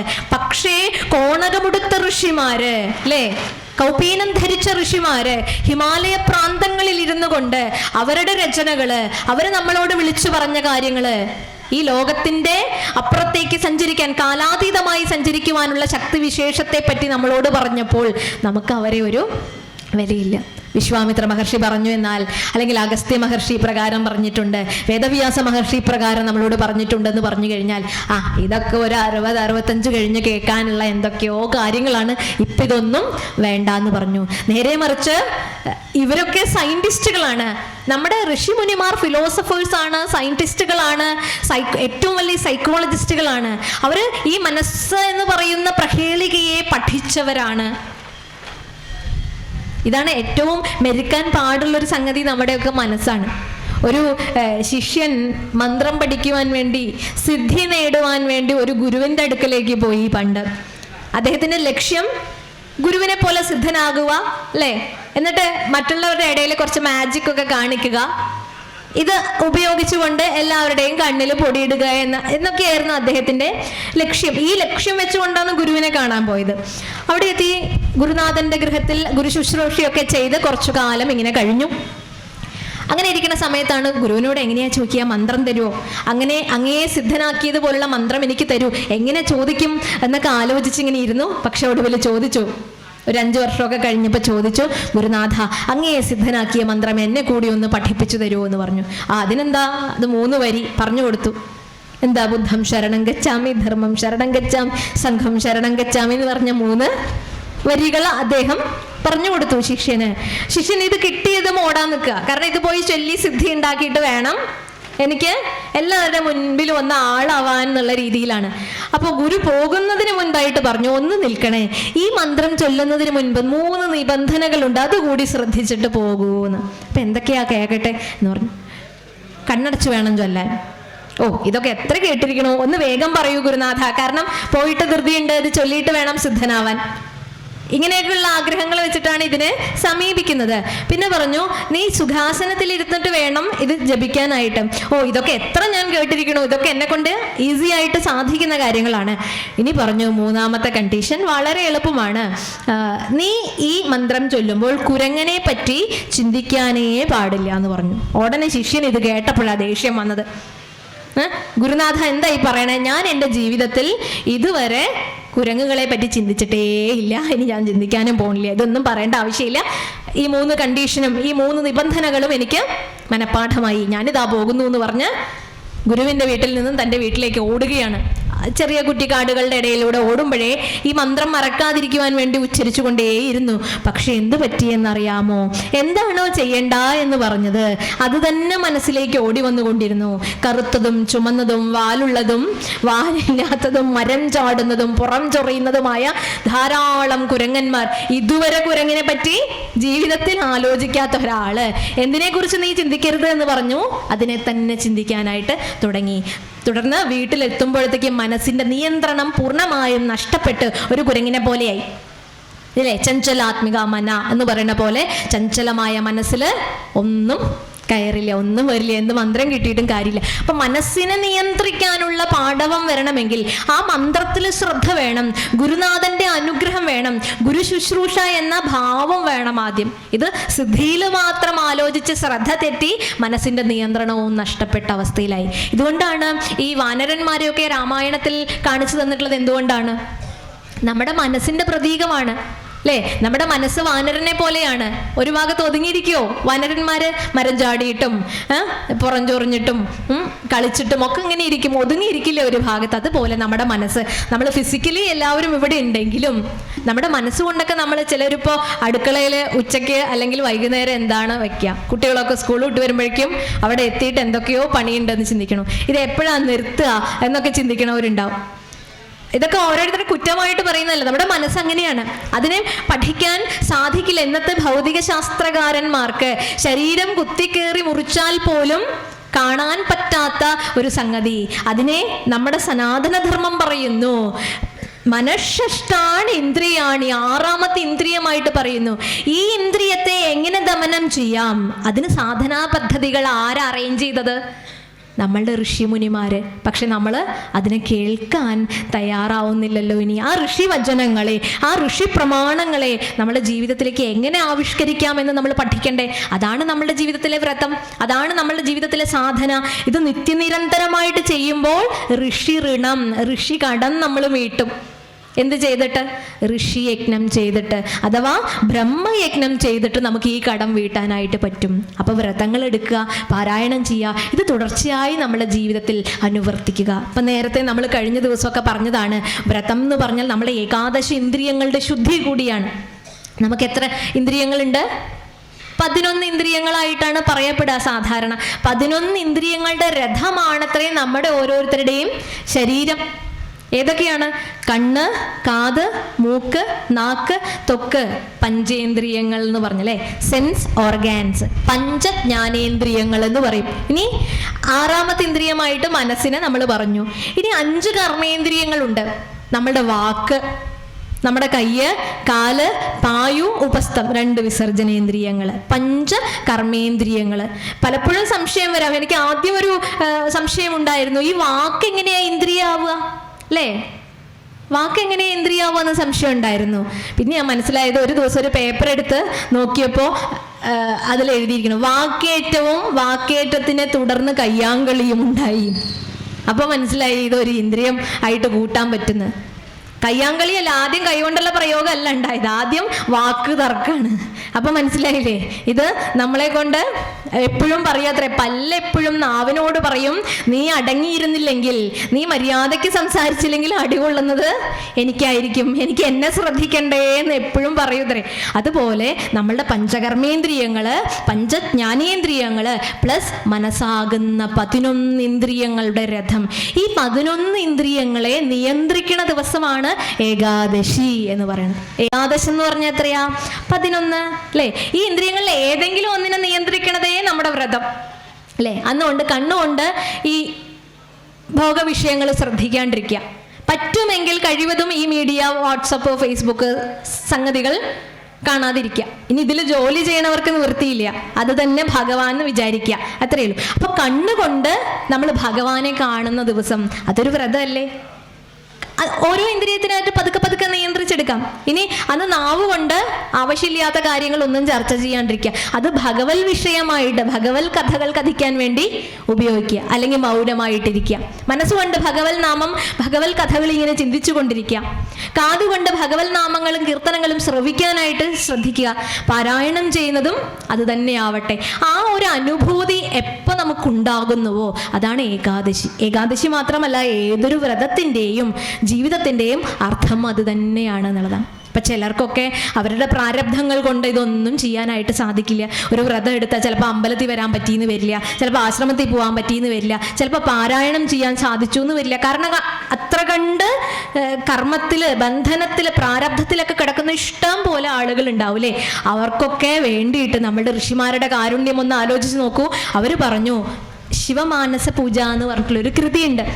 അതിലൊരു ശ്ലോകമുണ്ട്, അതിങ്ങനെയാണ്: ആത്മാത്വം ഗിരിജാമതി സഹചരാത് പ്രാണശരീരം ഗൃഹം പൂജാദേ വിഷയോപഭോഗരജന നിദ്രാ സമാധിസ്ഥിതി സഞ്ചാരപദയോർ പ്രദക്ഷിണവിധി സ്തോത്രാണി സർവാഗിരൗ യദ്യത് കർമ്മ കരോമി തത്തദഖിലം ശംഭോ തവാരാധനം. എന്താ പറയണത്? ഭഗവാനെ, എനിക്ക് അമ്പലത്തിൽ വരാൻ പറ്റുന്നില്ലല്ലോ, എനിക്ക് ഈ പറയുന്ന ഗ്രന്ഥങ്ങളൊന്നും പാരായണം ചെയ്യാൻ പറ്റിയില്ലല്ലോ, എൻ്റെ ഋഷികടം എനിക്ക് തീർക്കാൻ, ബ്രഹ്മയജ്ഞം ചെയ്യാൻ എനിക്ക് സാധിച്ചില്ലല്ലോ എന്നൊക്കെ പ്രയാസപ്പെട്ടിരിക്കുന്നവർക്ക് വേണ്ടി അവരുടെ കാരുണ്യം നോക്കൂ. ആത്മാത്വം ഇങ്ങനെ വിചാരിക്കൂ: ഭഗവാനെ, പരമേശ്വര, ജഗദീശ്വര, നീ എൻ്റെ ആത്മാവാണ്. ഗിരിജാമതി, നിന്റെ ഗിരിജാദേവി പാർവതി ആരാണ്? ബുദ്ധിശക്തിയാണ്. ഇതൊക്കെ ഇവിടെ തന്നെയല്ലേ ഇരിക്കണത്? ബുദ്ധിശക്തി പാർവതിയാണ്. ഇനി പ്രാണശരീരം ഗൃഹം, ഇനി അവരുടെ സന്തത സഹചാരികളായിട്ടുള്ള ഭൂതഗണങ്ങൾ നമ്മുടെ ഇന്ദ്രിയങ്ങൾ തന്നെയാണ്. ശിവന്റെ കൂടെ കുറെ ഭൂതഗണങ്ങളുണ്ട് അല്ലേ? ആ ഭൂതഗണങ്ങളൊക്കെ ആരാണ്? നമ്മൾ നേരത്തെ പറഞ്ഞ ഏകാദശ ഇന്ദ്രിയങ്ങളാണ്. അതൊക്കെ നമ്മുടെ ശരീരത്തിലുണ്ട് അല്ലേ? നമ്മൾ അതുകൊണ്ട് വ്യാപരിക്കുന്നുണ്ട്. അതൊക്കെ ഭൂതഗണങ്ങളാണ്. ഇനി ശരീരം ഗൃഹം, ഭഗവാനെ, നിന്റെ ഇരിപ്പിടം എവിടെയാണ്? നിന്റെ വീട് എവിടെയാണ്? ഗൃഹം എവിടെയാണ് ചോദിച്ചാൽ എൻ്റെ ഉള്ളിൽ തന്നെയാണ് നിന്റെ വീട്. ഇങ്ങനെ ഭാവന ചെയ്യാൻ സാധിക്കുന്നിടത്താണ് ഈശ്വരൻ എന്ന് പറയുന്നത്. അയ്യോ, എനിക്ക് ക്ഷേത്രത്തിൽ പോകാൻ പറ്റിയില്ലല്ലോ എന്ന് പറഞ്ഞാൽ ഈ ശരീരത്തെ ക്ഷേത്രമായിട്ട് പരിഗണിക്കൂ. ഇതിനുള്ളിലുള്ള ഈ ശക്തി തന്നെയാണ് ഈശ്വരൻ. ഭഗവാൻ അർജുനനോട് പറയുന്നത് എന്താണ്? ഇതം ശരീരം കൗന്ദേയ ക്ഷേത്രമിത്യഭിധീയതേ എന്ന് പറഞ്ഞു. അല്ലയോ അർജുന, നിന്റെ ശരീരം തന്നെയാണ് ക്ഷേത്രം, അതിലിരിക്കുന്ന ജീവനാണ് ക്ഷേത്രജ്ഞൻ. ഈ ഒരു അറിവാണ് നമുക്കെല്ലാവർക്കും വേണ്ടത് എന്ന് ഭഗവാൻ ഗീതയിലൂടെ ഉപദേശിക്കുന്നു. അതുപോലെ ഈ ശ്ലോകത്തിലും പറയുന്നു, പരമശിവ, നീ എൻ്റെ ആത്മാവാണ്, ബുദ്ധിശക്തി പാർവതിയാണ്, സകല ഇന്ദ്രിയങ്ങളും നിന്റെ സന്തത സഹചാരികളായിട്ടുള്ള ഭൂതഗണങ്ങളാണ്. ഇനി പറയുന്നു, നിന്റെ ഇരിപ്പിടം, നിന്റെ ഗൃഹം എൻ്റെ ശരീരം തന്നെയാണ്. ഇനിയോ, ഞാൻ എവിടേക്കൊക്കെയോ സഞ്ചരിക്കുന്നു, എന്തൊക്കെയോ ഞാൻ ഇടപെടുന്നു, സകല ഭോഗ വിഷയങ്ങളിലും ഞാൻ ഇങ്ങനെ കിടന്ന് ഉഴലുന്നു. അതൊക്കെ അവിടുത്തേക്കുള്ള പൂജകളാണ്, അർച്ചനകളാണെന്ന്. എല്ലാ വിഷയങ്ങളും, എല്ലാ ഭൗതിക വിഷയങ്ങളും, എല്ലാ ലൗകിക വിഷയങ്ങളും ഒക്കെ നിനക്കായിട്ടുള്ള പൂജകൾ എന്ന് ഭാവന ചെയ്താൽ പിന്നെ നമുക്ക് പ്രശ്നമുണ്ടോ? ഇനിയോ സഞ്ചാരപതയോർ പ്രദക്ഷിണ വിധി. രാവിലെ തൊട്ട് നടക്കാൻ തുടങ്ങിയതാണ്. എവിടേക്കോ നടക്കണം, ഓഫീസിലേക്ക് പോയി, അവിടെ പോയി ഈ സാധനം വാങ്ങിക്കാൻ പോയി, എന്തൊക്കെ കാര്യങ്ങൾ ചെയ്യണം, എങ്ങനെ എവിടേക്കൊക്കെ നടക്കണം. ഈ നടപ്പ് ഇതൊക്കെ നിനക്കുള്ള പ്രദക്ഷിണ വഴികളായിട്ട് തോന്നണേ. അങ്ങനെ ഭാവന ചെയ്തൂടെ? അപ്പൊ പിന്നെ അമ്പലത്തേക്ക് വന്നില്ല എന്നോ പ്രദക്ഷിണം ചെയ്തില്ല എന്നുള്ള വിഷമം ഉണ്ടാവോ? ഒരിക്കലും ഇല്ല, അല്ലേ? അപ്പൊ ആ ഒരു ഭാവന. ഇനിയോ എല്ലാ കർമ്മങ്ങളും നിനക്കുള്ള ആരാധനകളായിട്ട് സഞ്ചാരപതയോർ പ്രദക്ഷിണ വിധി സ്തോത്രാണി സർവാഗിരോ. ഞാൻ എന്തൊക്കെയോ പറയണു, എൻ്റെ നാവ് രാവിലെ തൊട്ട് തുടങ്ങും, ഒരു അലാം വെച്ചതുപോലെ രാവിലെ തൊട്ട് തുടങ്ങും അടിക്കാനായിട്ട്. എന്തൊക്കെ ഒരുക്കണ കാര്യങ്ങൾ, ലൗകിക കാര്യങ്ങൾ, എന്തൊക്കെ സംസാരിച്ച് ഇങ്ങനെ ഓഫീസിലെ കാര്യങ്ങളൊക്കെ പോണു. പക്ഷെ എനിക്ക് നാമം ജപിക്കാനായിട്ട് അറിയണില്ല. എനിക്ക് നാമം ജപിക്കാനായിട്ട് എൻ്റെ നാവിനെ വിനിയോഗിക്കാൻ സാധിച്ചില്ല ഭഗവാനെ. സാരമില്ല, നമ്മൾ ഋഷി പരമ്പര നമ്മളോട് പറയുന്നു, ഈ പറയുന്ന കാര്യങ്ങളൊക്കെ ഭഗവത് കീർത്തനങ്ങളാണെന്ന് എടുക്കൂ. അപ്പോൾ ഒരാളെയും പിന്നെ ചീത്ത പറയില്ല, ഒരാളോടും ദേഷ്യപ്പെട്ട് സംസാരിക്കില്ല, ഒരാളെയും നോവിക്കുന്ന വർത്തമാനം പറയുകയും ഇല്ല. അപ്പൊ സ്തോത്രാണി സർവാഗിരോ, നിനക്കുള്ള സ്തോത്രങ്ങളായിട്ട് എൻ്റെ ഭാഷണം മാറട്ടെ എന്ന് പ്രാർത്ഥിക്കുന്നു. ഇനി യദ്യ കർമ്മകരോമി തത്തദഖിലം, ഇനി എന്തെങ്കിലും വിട്ടുപോയിട്ടുണ്ടോ? ഞാൻ ചെയ്യുന്ന എല്ലാ കർമ്മങ്ങളും അവിടത്തേക്കുള്ള ശംഭോ തവാരാധനം, നിനക്കുള്ള ആരാധനകളായി ഭവിക്കട്ടെ എന്നുള്ള സങ്കല്പം മതി. ആ സങ്കല്പ ശക്തിക്ക് വലിയ പവറുണ്ട്, അല്ലേ? കേവലം ഒരു മരത്തടിയിലോ ഒരു ലോഹക്കഷ്ണത്തിലോ ഒരു കല്ലിലോ ഒക്കെ നമുക്ക് ആരെ കാണാൻ പറ്റി? ഈശ്വരനെ കാണാൻ പറ്റിയ സങ്കല്പ ശക്തി നമ്മുടെ ഉള്ളിലുണ്ട്. മനസ്സിന് അത്രയും ശക്തിയുണ്ട്. അതിനെ ഉണർത്തൂ എന്ന് ഋഷി പരമ്പര ആഹ്വാനം ചെയ്യുന്നു. എങ്ങനെയാ ഉണർത്തുക? സ്വാധ്യായം ചെയ്തിട്ട്, സാധന ചെയ്തിട്ട്, നാമജപ സംസ്കാരത്തിലൂടെ, ക്ഷേത്രത്തിൽ വന്നിട്ട്, ഇങ്ങനെയുള്ള സത്സംഗത്തിലൂടെ മാത്രമേ ഋഷികടം തീർക്കാനായിട്ട് നമുക്ക് സാധിക്കുകയുള്ളൂ എന്ന് പറഞ്ഞു തന്നു. അപ്പോൾ ഒന്നാലോചിച്ച് നോക്കുക. അപ്പം നമ്മൾ ഋഷിഗണം തീർക്കാൻ നമ്മൾ തീരുമാനിച്ചില്ലേ, അല്ലേ? ഋഷിഗണം നിത്യവും ചെയ്യേണ്ട കർമ്മമാണ്. നിത്യവും ഏതെങ്കിലും ശ്ലോകം വായിച്ച് അതിനെ ഒന്ന് മനനം ചെയ്യുക, അതിനെ തന്നെ ഉച്ചരിച്ചു കൊണ്ടിരിക്കുക. ബസ്സിലൊക്കെ ചിലർ ചെയ്യുന്ന കണ്ടിട്ടുണ്ട്. ആവശ്യമില്ലാതെ ഏറ്റവും കൂടുതൽ എനർജി വേസ്റ്റ് ആവുന്നത് സംസാരിച്ചിട്ടാണ്. അതിനൊന്നും നിൽക്കാതെ അവർ ഭഗവത് നാമങ്ങൾ ചൊല്ലുന്നതായിട്ട്. ഇനി അതൊന്നും സംസാരിക്കാൻ പറ്റണില്ല, ലൗകിക വിഷയങ്ങളെ സംസാരിക്കാൻ പറ്റണമെന്നുണ്ടെങ്കിലും അത് ഭഗവത് വാണികളാണെന്ന് ചിന്തിക്കുക. അപ്പം നമ്മുടെ ചിന്തയ്ക്ക് സ്ഥാനം കൊടുത്താൽ എന്നും വ്രതം തന്നെ. ആ ഒരു വ്രതത്തെ മുറുക്ക പിടിക്കാൻ, ആ ഒരു സാധനയെ മുറുക്ക പിടിക്കാൻ സാധിച്ചാൽ, എഴുത്തച്ഛൻ ഹരിനാമ കീർത്തനത്തിൽ പറഞ്ഞിട്ടുണ്ട്, യാതൊന്നു കണ്ടതതു നാരായണ പ്രതിമ, യാതൊന്നു കേൾപ്പതതു നാരായണ ശ്രുതികൾ, യാതൊന്നു ചെയ്വതതു നാരായണർച്ചനകൾ, യാതൊന്നതൊക്കെ ഹരിനാരായണായ നമ. അതാണ് ഈ ഒരു ശ്ലോകത്തിൽ നമ്മൾ പറഞ്ഞത്. എല്ലാം നാരായണനായിട്ട് കാണുകയും കേൾക്കുകയും അനുഭവിക്കുകയും ഒക്കെ ചെയ്താൽ അത് ഋഷി ഋണം വീട്ടി ഋഷിയജ്ഞം ചെയ്തതായിട്ട്, ബ്രഹ്മയജ്ഞം ചെയ്തതായിട്ട് റിപ്പോർട്ട് ചെയ്യപ്പെട്ടു, അല്ലേ? നമ്മുടെ ആ കടം അങ്ങനെ വീട്ടാനായിട്ട് സാധിക്കും. ഇനി അടുത്തത് പറഞ്ഞു, ഇപ്പൊ അധ്യാപനം ബ്രഹ്മയജ്ഞം എന്ന് പറഞ്ഞു. ഇനി പിതൃയജ്ഞം തു തർപ്പണം. അടുത്ത യജ്ഞം എന്താണ്? പിതൃയജ്ഞം. അപ്പൊ പിതൃകടമുണ്ട് നമുക്ക്. വീട്ടിയാലും വീടാത്ത, അല്ലേ, ഒരു കടം എന്നൊക്കെ പറഞ്ഞ് നമ്മുടെ മനസ്സിൽ ഉള്ള ഒരു സംഗതിയാണ് തർപ്പണം. ബലിതർപ്പണാദികളെ കുറിച്ച് നമ്മൾ കേട്ടിട്ടില്ലേ? തൃപ്തികരമായിട്ട് ചെയ്യുന്നതിനെ തർപ്പണം എന്ന് പറയും, അല്ലേ? ശ്രദ്ധയോടുകൂടി അനുഷ്ഠിക്കുന്നതിനെ ശ്രാദ്ധം എന്ന് പറയും, അല്ലേ? ശ്രാദ്ധവിധികളൊക്കെ അതുകൊണ്ടാണ് ഉണ്ടായിട്ട്. നമ്മളൊക്കെ ബലിതർപ്പണം ചെയ്യുന്ന ആളുകളാണ്. വളരെ ശാസ്ത്രീയമായി അതിനെ മനസ്സിലാക്കി ഇപ്പൊ അനേകായിരങ്ങൾ ബലിതർപ്പണം ചെയ്യുന്ന ഒരു സന്നിധാനത്തിൽ നിന്നുമാണ് ഞാൻ വരുന്നതും. അങ്ങനെ ഒരു ഭാഗ്യം ഞങ്ങൾക്ക് ലഭിച്ചിട്ടുണ്ട്.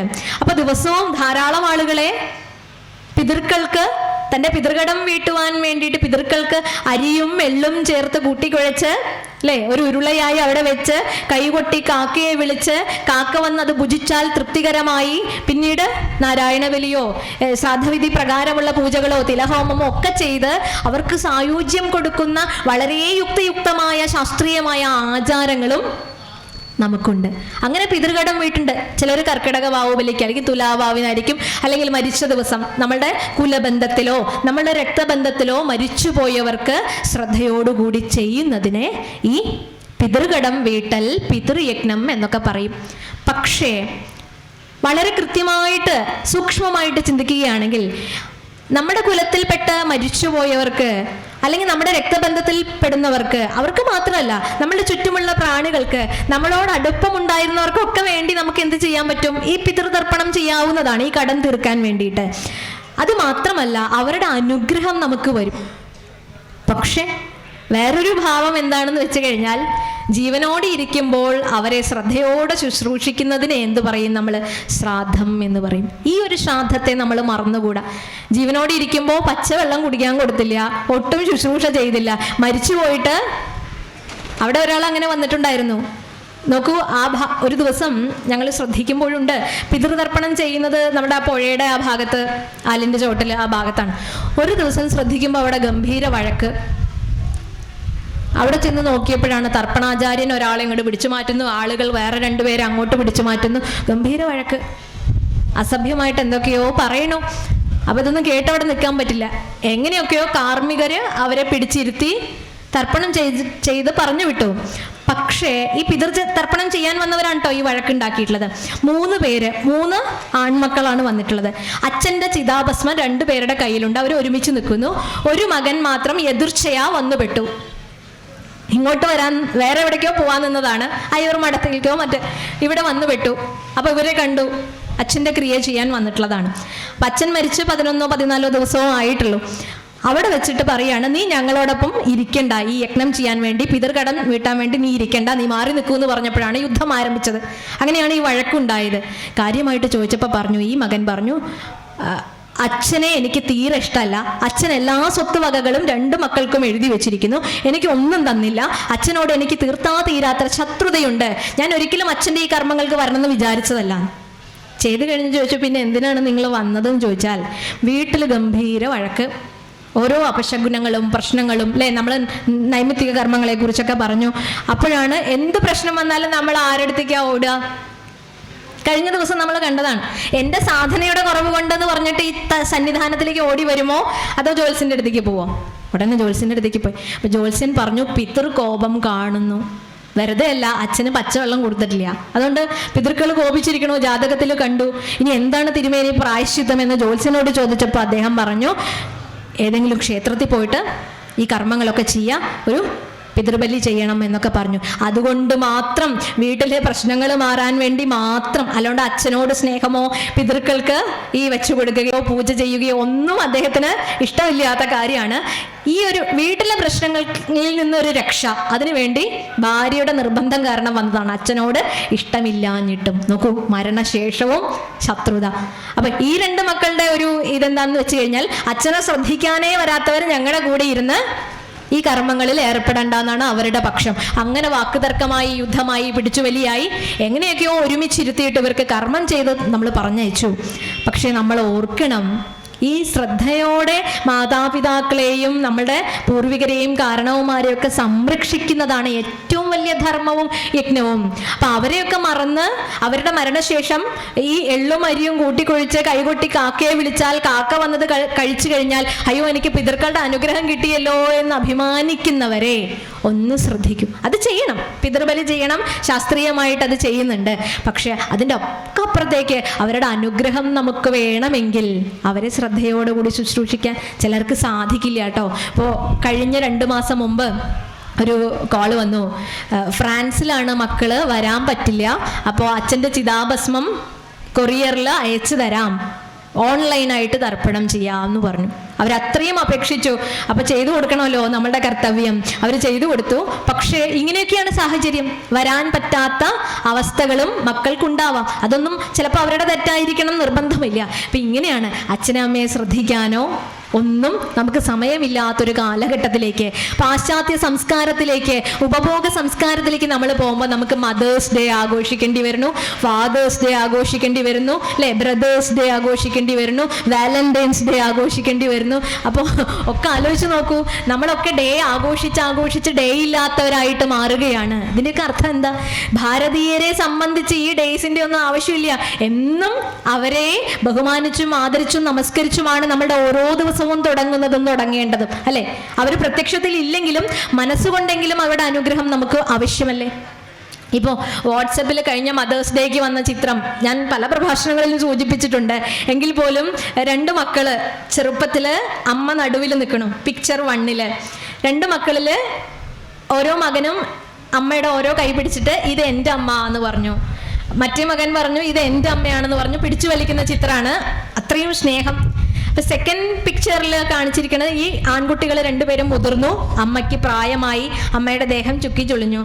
അപ്പോൾ ഒരു മകൻ പറയാണ് ഇത് നിന്റെ അമ്മ, നീ എടുത്തോന്ന്. അപ്പം വേറെ മകൻ അവിടുന്ന് ഉന്തുകയാണ് നിന്റെ അമ്മ എനിക്ക് വേണ്ട എന്നുള്ളത്. അപ്പൊ എൻ്റെ എന്ന് പറഞ്ഞവര് നിന്റെ എന്ന് പറഞ്ഞ ഒരു ബാധ്യതയിലേക്ക് കൊണ്ടുചെന്ന് നമ്മളെ തള്ളുമ്പോൾ, ഇപ്പൊ വൃദ്ധസദനം എന്ന് പറഞ്ഞൊരു നോവല് തന്നെ ഉണ്ട് അല്ലേ. ഈ ഇന്നത്തെ സമൂഹത്തിൽ വൃദ്ധസദനങ്ങൾ അനിവാര്യമോ എന്നൊരു ക്വസ്റ്റ്യൻ മാർക്കോട് കൂടിയാണ് ആ നോവൽ ആരംഭിക്കുന്നതും അവസാനിക്കുന്നതും ഒക്കെ തന്നെ. നമ്മളോട് ചിന്തിക്കാൻ പറയുകയാണ്, നമ്മൾക്ക് വിട്ടുതരികയാണ്. എഴുതിയിട്ടുള്ള ആ ഓതർ നമ്മളോട് പറയുകയാണ് ഇത് അനിവാര്യമാണോ എന്നുള്ളതാണ്. അപ്പോൾ 6ഉം 60ഉം 6ഉം പറയും അല്ലേ, 6ഉം 60ഉം പറയും. 60 വയസ്സായി കഴിഞ്ഞാൽ കുട്ടികളെ പോലത്തെ സ്വഭാവം. ഇന്നത്തെ തലമുറയ്ക്ക് അതിനെ അഡ്ജസ്റ്റ് ചെയ്യാനുള്ള ആ ഒരു കഴിവില്ലാത്ത അവസ്ഥയിലേക്ക് ചെന്ന് നിൽക്കുന്ന ഒരു അവസ്ഥ. അതാണ് മൂല്യങ്ങൾ കൊടുത്തിട്ട് മക്കളെ വളർത്തി കഴിഞ്ഞാൽ അവർ ആ മൂല്യങ്ങൾ തിരിച്ചു തരും.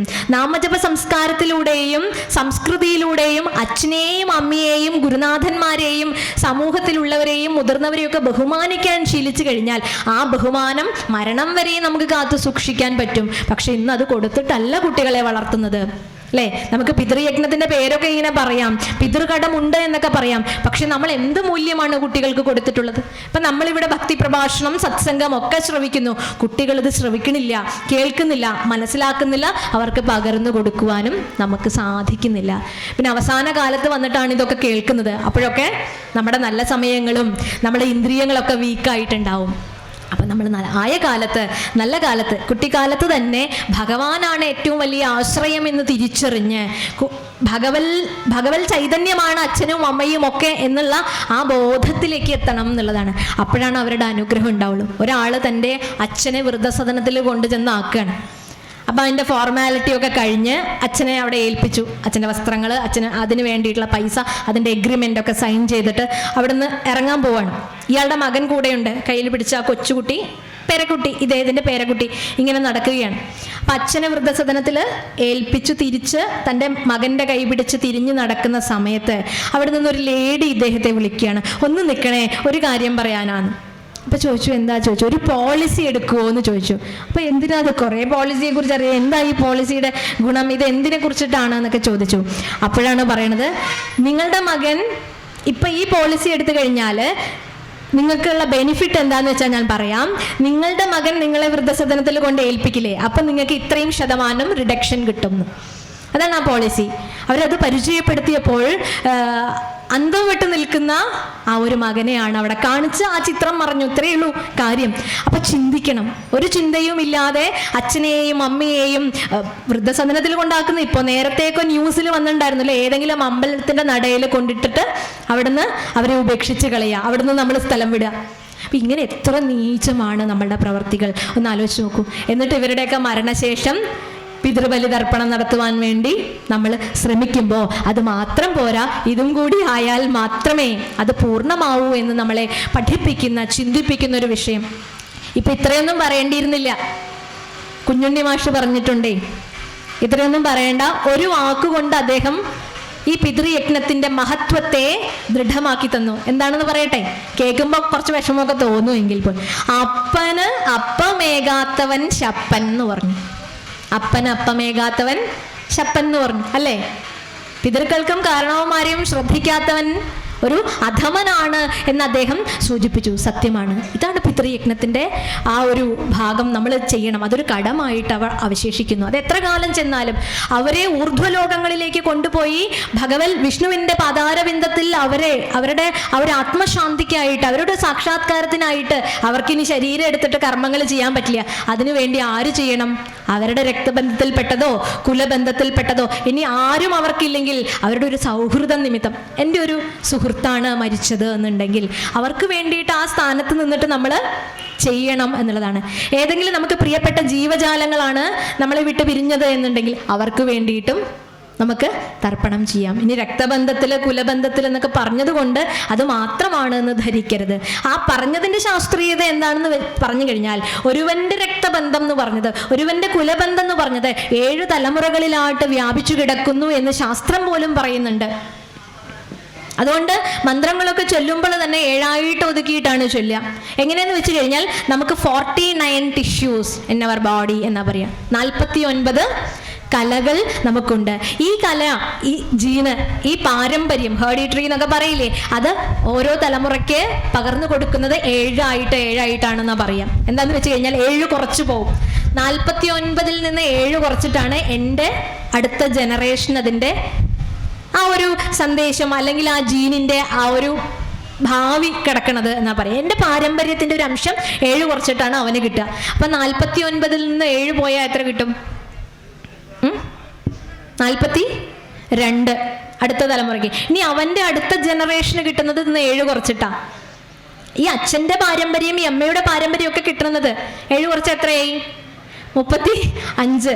അതിൽ നിന്ന് 7 കുറച്ച് അവൻ്റെ അടുത്ത തലമുറയ്ക്ക് കിട്ടുക എത്ര കിട്ടും? 28.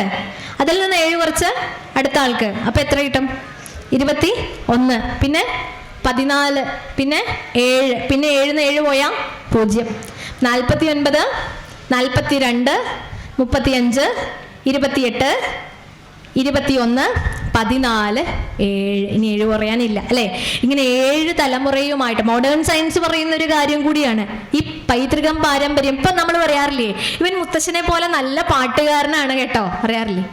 ആ ഒരു പാരമ്പര്യം കിട്ടിയിട്ടുണ്ടേ, അതിങ്ങനെ പ്രവഹിക്കുകയാണ് ഈ തലമുറയായിട്ട്. ഇതാണ് ഈ ബന്ധം, പൈതൃകം, പാരമ്പര്യം എന്നൊക്കെ പറയുന്നത്. ഇത് പോവില്ല. അപ്പൊ ഇത്തരത്തിലുള്ള യജ്ഞങ്ങളിലൂടെ നമ്മൾ കൊടുക്കുന്ന മന്ത്രത്തിന്റെ പുണ്യം, ആ തരംഗങ്ങള്, അത് ആരെ അനുഗ്രഹിക്കും? അവരുടെ അനുഗ്രഹത്തിന് നമുക്ക് കാരണവുമാവും, അവർക്ക് ഊർധ്വഗതി ലഭിക്കുകയും ചെയ്യും എന്നുള്ളതാണ്. അതുകൊണ്ട് മന്ത്രങ്ങളൊക്കെ ഒരു പുഷ്പാഞ്ജലി ചെയ്യണതാണെങ്കിൽ കൂടി അവിടെ ഒരു പേരും നാളും പറഞ്ഞ് 10 രൂപയ്ക്ക് ഒരു പുഷ്പാഞ്ജലി നമ്മൾ ചെയ്യാൻ മടിക്കേണ്ട കാര്യമൊന്നുമില്ല. ഇതിൻ്റെ തരംഗങ്ങൾ ആർക്കാണ്? ഈ രക്തബന്ധത്തിൽപ്പെട്ട ഈ 7 തലമുറയിലേക്കും കിട്ടും. അതുകൊണ്ട് മന്ത്രം പറയുമ്പോൾ എന്ത് പറയും? ഓം ഭൂർ ഭുവ സ്വഹ മഹ ജന തപ സത്യം ഭർഗോ ദേവസ്യ ധീമഹി ധിയോ യോ ന പ്രചോദയാത്. അതാണ് ഊർധ്വലോകങ്ങളെ കാണിക്കുന്ന ആ മന്ത്രം. ഇങ്ങനെ ഒതുക്കിയിട്ടാണ് അവർ ചെല്ലുക എന്നുള്ളതാണ്. അപ്പൊ പിതൃകടം തീരാൻ നമ്മൾ എന്ത് ചെയ്യണം? പിതൃയജ്ഞം ചെയ്യണം, ബലിതർപ്പണം ചെയ്യണം. ഒപ്പം തന്നെ നമ്മുടെ വീട്ടിലുള്ള നമുക്ക് അറിയാവുന്ന മുതിർന്നവരെ ഒന്ന് സഹായിക്കുക. അതൊരു യജ്ഞമാണ്. ബസ്സിൽ യാത്ര ചെയ്യുമ്പോൾ പലപ്പോഴും കണ്ടിട്ടുണ്ട്, നമ്മുടെ വൃദ്ധയായ ടീച്ചർ ബസ്സിൽ കയറി കഴിഞ്ഞാൽ കാണാത്ത പോലെ അങ്ങോട്ട് ഇരിക്കും അല്ലേ? ചില ആളുകൾ കണ്ടു കഴിഞ്ഞാൽ എന്ത് സംഭവിക്കും? സീറ്റ് കൊടുക്കേണ്ടി വരും. അപ്പം എന്ത് ചെയ്യാൻ പറ്റും? അപ്പം ബുദ്ധിമുട്ടല്ലേ? അപ്പം അത് കാണാത്ത ഭാവത്തിലിരിക്കുക എന്നുള്ളതാണ് അവരെ സംബന്ധിച്ച് ചെയ്യുന്നത്. ഇതൊക്കെ യജ്ഞമാണ്. അവർക്കൊന്ന് ഇരിപ്പിടം കൊടുക്കുക. ഒരു കൈക്കുഞ്ഞുമായിട്ട് ഒരു അമ്മ കയറി വന്നു കഴിഞ്ഞാൽ അവർക്ക് മുൻഗണന കൊടുക്കുക. വാർദ്ധക്യത്തിലെത്തി ബുദ്ധിമുട്ടുകൾ, ശാരീരികമായിട്ടുള്ള ക്ലേശങ്ങൾ അനുഭവിക്കുന്നവരെ പരിഗണിക്കുക. ഇതൊക്കെ നമ്മൾ പിതൃയജ്ഞത്തിൽ പെടുത്താവുന്നതാണ്. അല്ലാതെ വീട്ടിലുള്ള അച്ഛനോ അമ്മയോ മാത്രം ശുശ്രൂഷിക്കും, അങ്ങനെയല്ല. അപ്പൊ അതെല്ലാം ഇതിന്റെ ഭാഗമാണ്. ഇത്രയും വിസ്തരിക്കേണ്ട കാര്യവുമില്ല. നമ്മുടെ ചിന്തയിലൊക്കെ സർവദാ നിറഞ്ഞു നിന്നൊരു ശക്തിയെ, ആ ശക്തിക്കുള്ള കൃതജ്ഞത രേഖപ്പെടുത്തുവാൻ പോലും ശക്തിയില്ലാതെ ഇരുന്ന സമയത്ത് ആ ശക്തിക്ക് നമ്മൾ കൊടുക്കുന്ന ഒരു കൃതജ്ഞതയാണ്, ഒരു കടം വീട്ടലാണ്, ഒരു യജ്ഞമാണ് എന്ത്? പുറത്തു വരുമ്പോൾ ചെയ്യുന്ന ദേവയജ്ഞം എന്ന് പറയുന്നത്. അത് വളരെ കൃത്യമായിട്ട് ഈ പിണ്ടനന്ദി എന്ന് പറയുന്ന ശ്രീനാരായണ ഗുരുദേവന്റെ കൃതിയിലൂടെ അദ്ദേഹം പറഞ്ഞിട്ടുണ്ട്. 10 പദ്യഭാഗങ്ങൾ അടങ്ങിയ നമ്മളൊക്കെ പഠിച്ചിരിക്കേണ്ട ഒരു സംഗതിയാണ്. അതിൽ പറയുന്നു, രേതസ്സു തന്നെയിതു രക്തമോടും കലർന്ന് നാദം തിരണ്ടുരുവതായി നടുവിൽ കിടന്നേൻ. മാതാവുമില്ല അവിടങ്ങു പിതാവുമില്ലെൻ താതൻ വളർത്തിയവനാണിവൻ ഇന്നു ശംഭോ. എന്നെ രക്ഷിക്കാൻ, ഗർഭത്തിൻ്റെ ഉള്ളിൽ എന്നെ രക്ഷിക്കാൻ അവിടെ മാതാവില്ല, പിതാവില്ല, മറ്റു ബന്ധുക്കളില്ല. ഇനി എനിക്ക് സ്വയം ബലമുണ്ടോ? അതിനും ഞാൻ ശക്തനല്ല. അവിടെ എന്നെ വളർത്തിയ എൻ്റെ താതനാരാണ്? സാക്ഷാൽ നമ്മൾ വിചാരിക്കുന്ന, നമ്മൾ വിവേചിച്ചറിയേണ്ട ആ ശക്തി തന്നെയാണ്.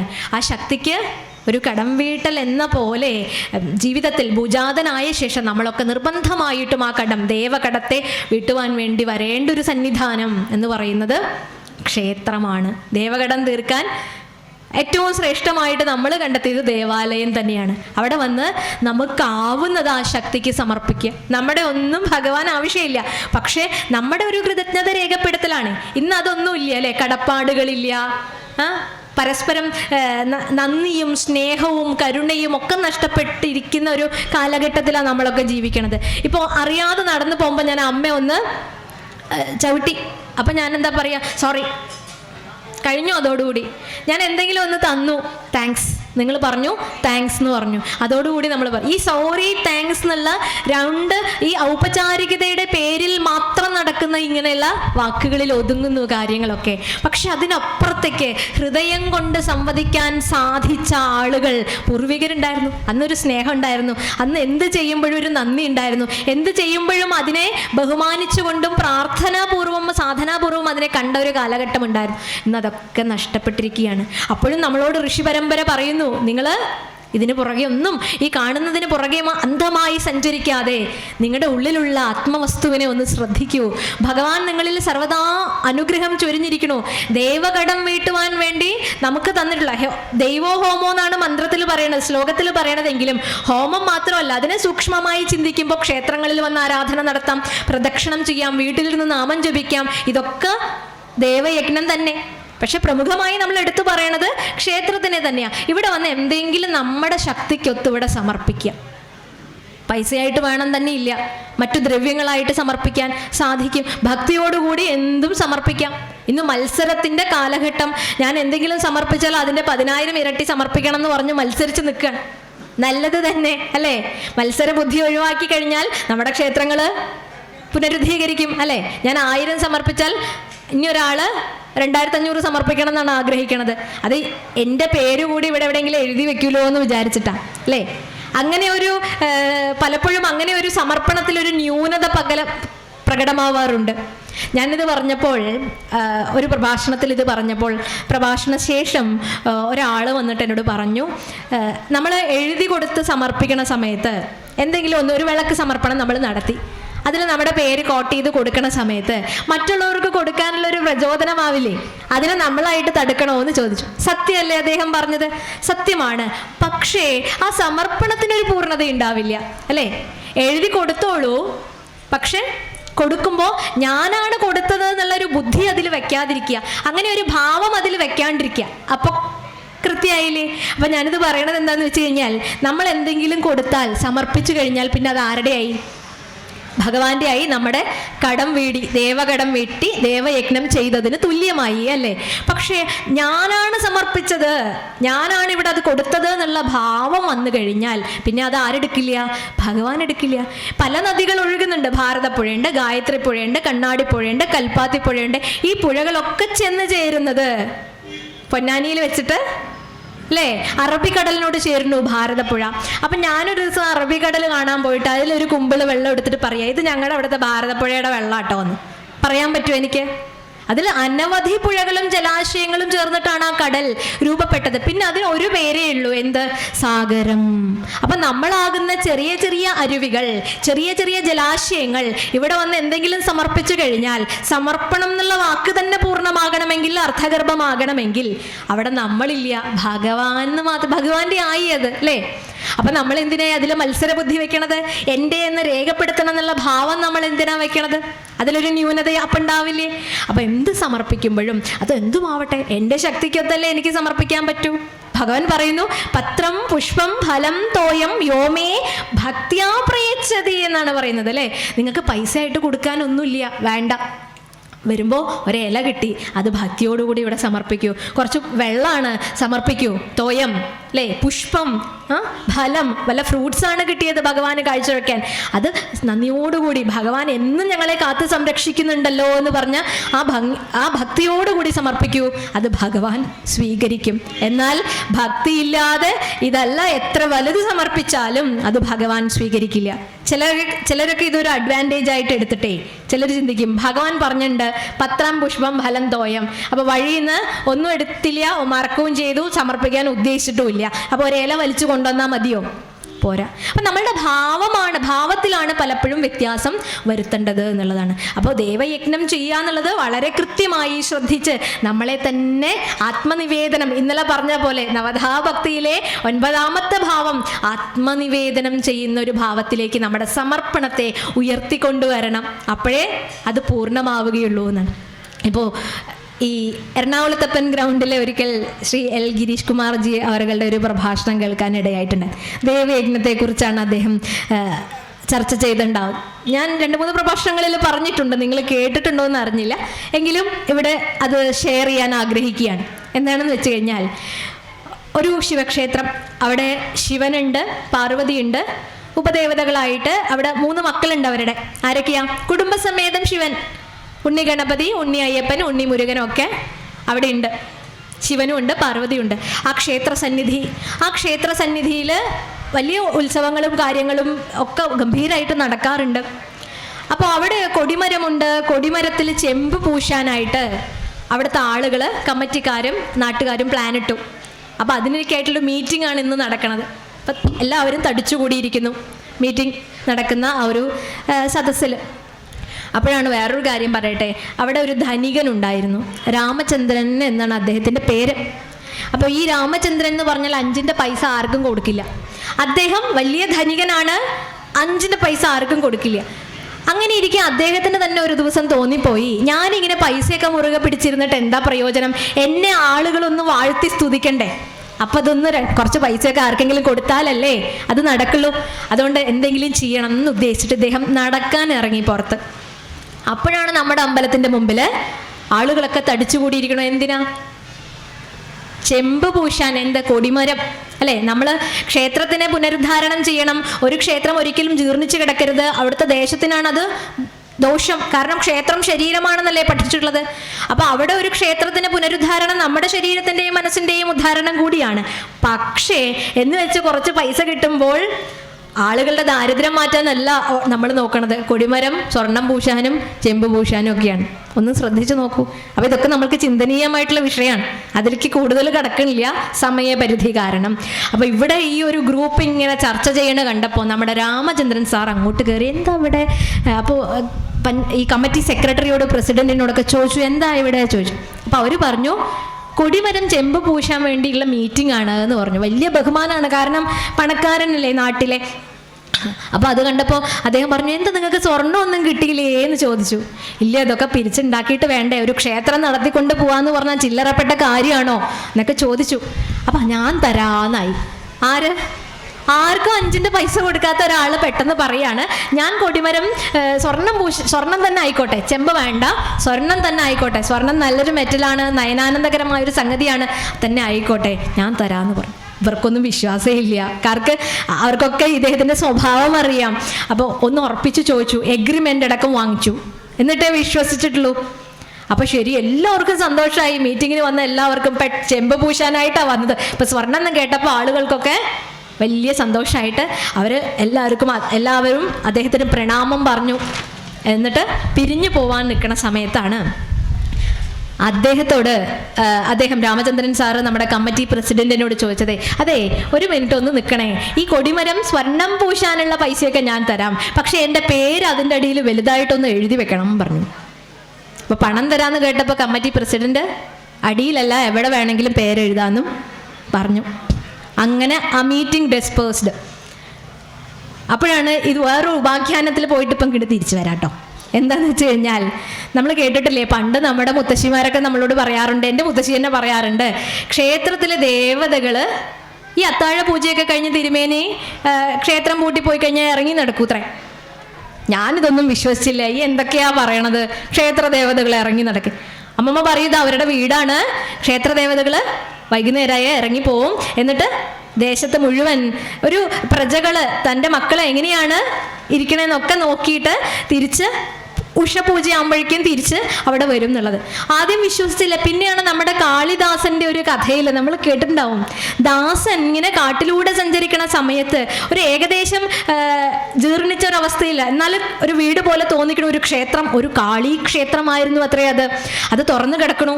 അതിൽ കയറി ഇനി യാത്ര പുലർന്നിട്ടാവാന്ന് കരുതിയിട്ട് അതിൽ കയറി വാതിൽ തുറന്നു കിടക്കണോടത്ത് കയറിയിട്ട് വാതിലടച്ച് അവിടെ മിണ്ടാണ്ട് കിടന്നുറങ്ങി. അപ്പോഴാണ് നമ്മുടെ കാളി ഭഗവതി ഊരു ചുറ്റാൻ പോയിരിക്കുകയാണ്. പുലർക്കാലെ വന്ന് നോക്കുമ്പോൾ തുറന്നിട്ട വാതിൽ ആരോ അടച്ചു വെച്ചിരിക്കണു. ആരായിരിക്കും? അപ്പൊ കുട്ടി നോക്കി. നമ്മളെങ്ങനെയല്ലോ ചെയ്യാലേ, അകത്താര്? അപ്പോ എന്താ ചോദിച്ചേ? അകത്തുനിന്ന് എന്താ ചോദിച്ചേ? പുറത്താരാന്നാ ചോദിച്ചത് അല്ലേ? ഈ സംഭാഷണങ്ങളും കഥകളും ഒക്കെ, മുത്തശ്ശി കഥകളൊക്കെ നമ്മൾ കേട്ടിട്ടുണ്ട് അല്ലേ? ഇതിന്റെ അർത്ഥം എന്താ? ദേവതകള് ഇറങ്ങി നടക്കേണ്ടത് എന്നുള്ളതിന് ദൃഷ്ടാന്തമാണ് ഈ ഒരു ഉപാഖ്യാനം അല്ലേ? അപ്പൊ അങ്ങനെ ആ കഥ അവിടെ തീർന്നു. അപ്പൊ നമ്മുടെ ഇവിടെ ശിവക്ഷേത്രമാണെന്ന് പറഞ്ഞു, പാർവതി ഉണ്ടെന്ന് പറഞ്ഞു, ഉണ്ണി ഗണപതി ഉണ്ട്, ഉണ്ണി മുരുകൻ, ഉണ്ണി അയ്യപ്പനുണ്ട് അല്ലേ? ഈ കുടുംബസമേതം ഇരിക്കുന്ന ക്ഷേത്രം. ഈ ക്ഷേത്ര ദേവതയും ഇറങ്ങി നടക്കാറുണ്ട്. ഇവര് രാവിലെ തൊട്ട് ഒരുങ്ങാണ് ഇറങ്ങി നടക്കാൻ വേണ്ടിയിട്ട്. വൈകുന്നേരം ഊര് ചുറ്റാൻ പോകണമല്ലോ.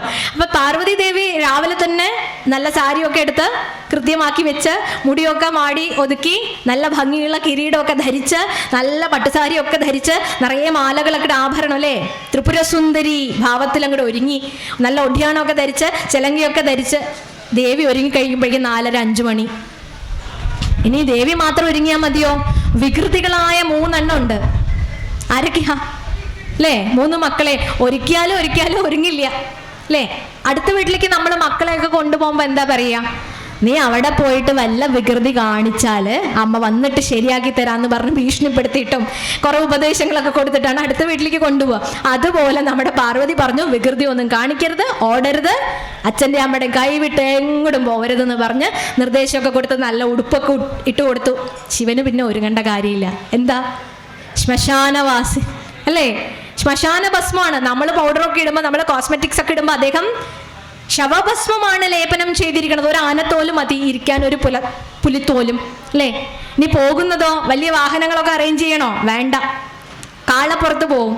ഒന്നുമില്ല. ആധ്യാത്മികതയുടെ ഏറ്റവും വലിയ പടി പരമശിവൻ എന്ന് പറയുന്നത് അല്ലേ? അത് കാണിക്കാൻ വേണ്ടിയിട്ടാണ് ഈ കുടുംബം എന്ന് പറയുന്നത്, കാണിക്കാൻ വേണ്ടിയിട്ടാണ് അദ്ദേഹം. അപ്പൊ നമ്മളൊക്കെ മരിക്കുമ്പോൾ ഒരുപടി മണ്ണാവും എന്ന് കാണിക്കാൻ വേണ്ടിയിട്ടാണ് ഭസ്മം ലേപനം ചെയ്തിരിക്കണു അദ്ദേഹത്തിന്റെ ശരീരത്തിൽ. ഭഗവാൻ സ്വർണ്ണവർണ്ണമാണത്രേ.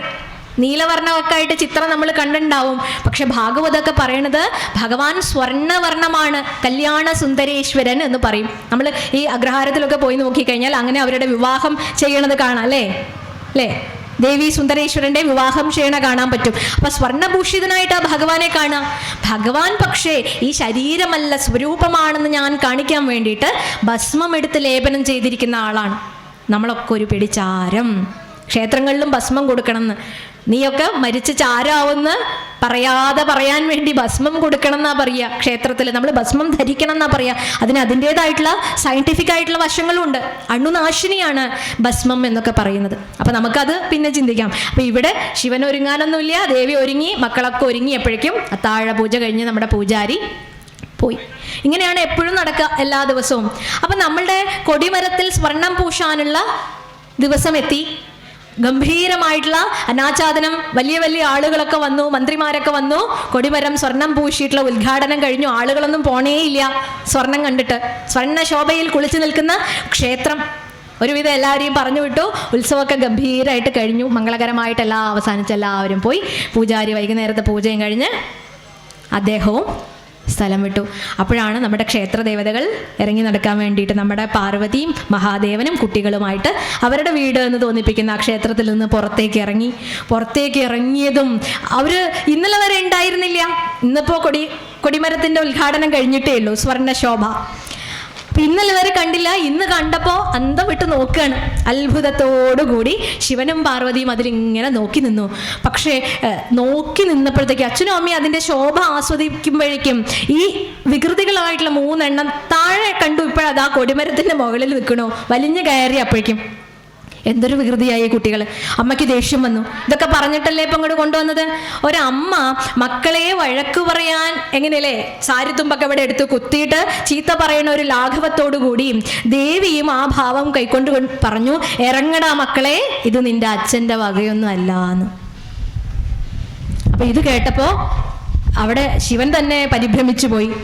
ഇത്രയും കാർക്കശ്യമുള്ള വാക്ക് ദേവിയുടെ നാവിൽ നിന്ന് ഇതുവരെ ഉണ്ടായിട്ടില്ല. അച്ഛൻ്റെ വകയില്ല എന്നൊക്കെ പറയുമ്പോഴേ ഒരു സഭ്യമല്ലാത്ത ഭാഷ എങ്ങനെ ഇങ്ങനെയൊക്കെ ഉപയോഗിക്കാൻ സാധിച്ചു എന്ന് ദേവൻ അത്ഭുതപ്പെട്ട് ഇങ്ങനെ കൊടിമരം വഴി താഴോട്ട് നോക്കിയപ്പോഴാണ് മനസ്സിലായത് ദേവി പറഞ്ഞത് ശരി തന്നെയാണ്. ദേവിയെ ഇങ്ങനെ തെറ്റിദ്ധരിക്കാനൊന്നുമില്ല. അവിടെ എഴുതിയിരിക്കണു എന്ത്? രാമചന്ദ്രന്റെ വക എന്ന് എഴുതിയിരിക്കണു. അപ്പം മനസ്സിലായി എൻ്റെ അല്ലല്ലോ. അതന്നെ ദേവി പറഞ്ഞത്. ഈ കുട്ടികളെ നോക്കണു, അപ്പോഴത്തേക്കും ദീപാരാധന തട്ടിൽ കളിക്കണു. അവിടെ നാരായണി കുട്ടി വക എന്ന് എഴുതി വെച്ചിരിക്കണു.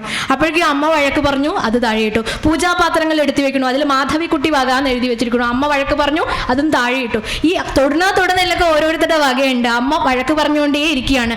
പ്രദക്ഷിണ വഴി കൂടെ ഓടി 3 പേരും, അമ്മയും അച്ഛനും പുറകെ ഓടുമ്പോഴൊക്കെ ദേവി നോക്കുമ്പോഴുണ്ട്, ദേവൻ നോക്കുമ്പോഴുണ്ട്. പ്രദക്ഷിണ വഴി വിരിച്ചവരുടെ പേരുകൾ എഴുതി വെച്ചിരിക്കുന്നു.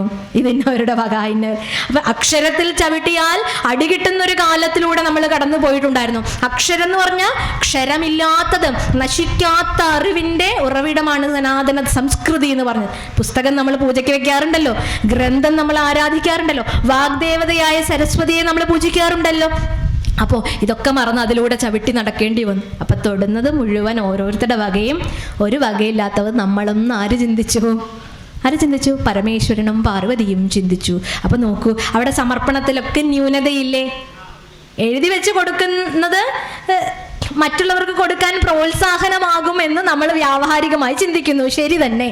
പക്ഷേ ഈ സമർപ്പണം അവിടെ പൂർണ്ണമാകുന്നുണ്ടോ? ആ ഒരു ഭാവമാണ് എൻ്റെ വക എന്നാണ് എഴുതി വെച്ചിരിക്കണത് അല്ലേ? ഒരു ഫിലിമിൽ ഞാൻ കണ്ടു, പേര് വെളിപ്പെടുത്താൻ ആഗ്രഹിക്കാത്ത ഭക്ത നൽകുന്ന സമർപ്പണം. അതോ ഒരു പേര് വെളിപ്പെടുത്തലല്ലേ?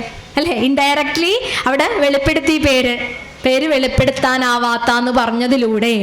അപ്പം നോക്കൂ, നമ്മൾ ചെയ്യണ കാര്യങ്ങൾ ഭഗവതോന്മുഖമായിട്ട് ചെയ്യുമ്പോൾ, ഭഗവാന് സമർപ്പിക്കുമ്പോൾ ഈ ഗംഗയും യമുനയും ഒക്കെ സാഗരത്തിൽ ചെന്നു ചേരുന്നത് പോലെ നാമവും നാമിയും ഒന്നാകുന്ന ഭാവത്തിലേക്ക് പോകുമ്പോഴാണ് ദേവകടം വീട്ടാനായിട്ട് സാധിക്കുള്ളൂ. അത് ദേവയജ്ഞമായിട്ട് മാറാൻ സാധിക്കുള്ളൂ. അപ്പം അമ്മയുടെ ഗർഭത്തിൽ നമ്മളെ പരിരക്ഷിച്ച ശക്തിക്ക്, നമ്മളെപ്പോഴും പരിപാലിച്ചു കൊണ്ടിരിക്കുന്ന മഹാശക്തിക്ക് കൊടുക്കുന്ന ഒരു കൃതജ്ഞത, ഒരു നന്ദി രേഖപ്പെടുത്തലായിട്ട് ഇതിനെ മാറ്റാൻ നമുക്ക് സാധിക്കണം. അതിൽ എൻ്റെ എന്നുള്ള ഭാവം ഇല്ലാതെ ചെയ്യാൻ അത് സാധിക്കുമ്പോൾ നമ്മൾ 3 കടങ്ങൾ വീട്ടി എന്ന് പറയാം. അപ്പം എന്തൊക്കെ വീട്ടി?